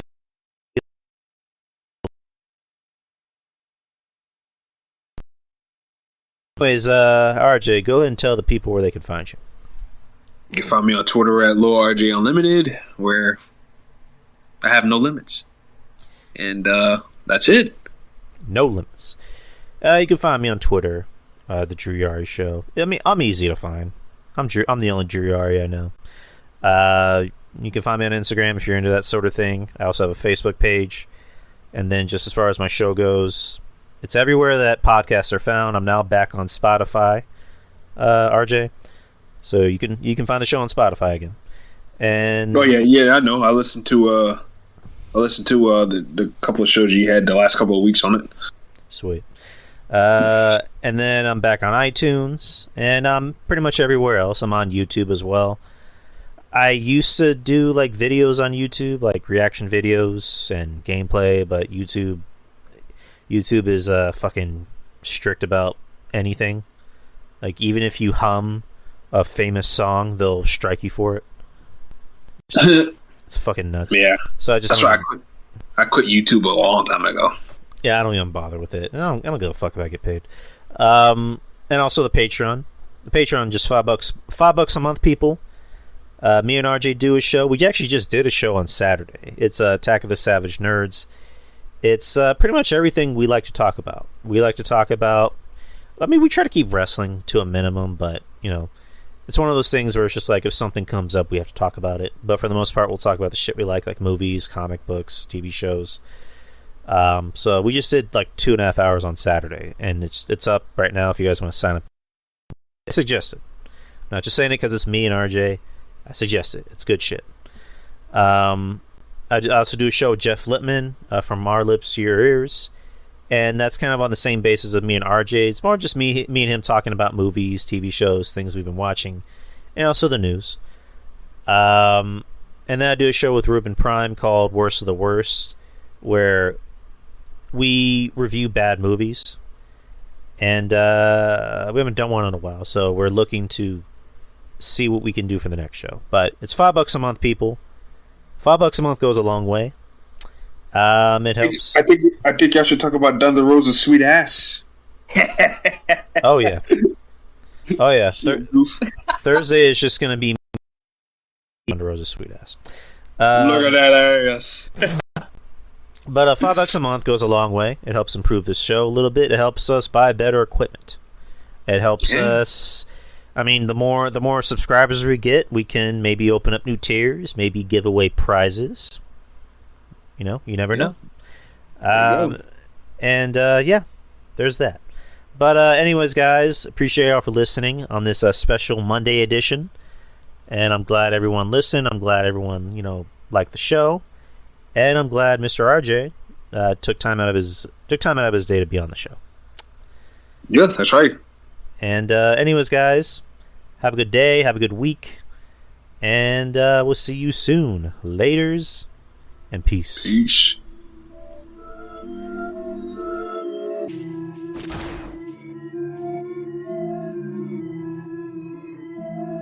The Drew Yari Show. It's Drew Yari.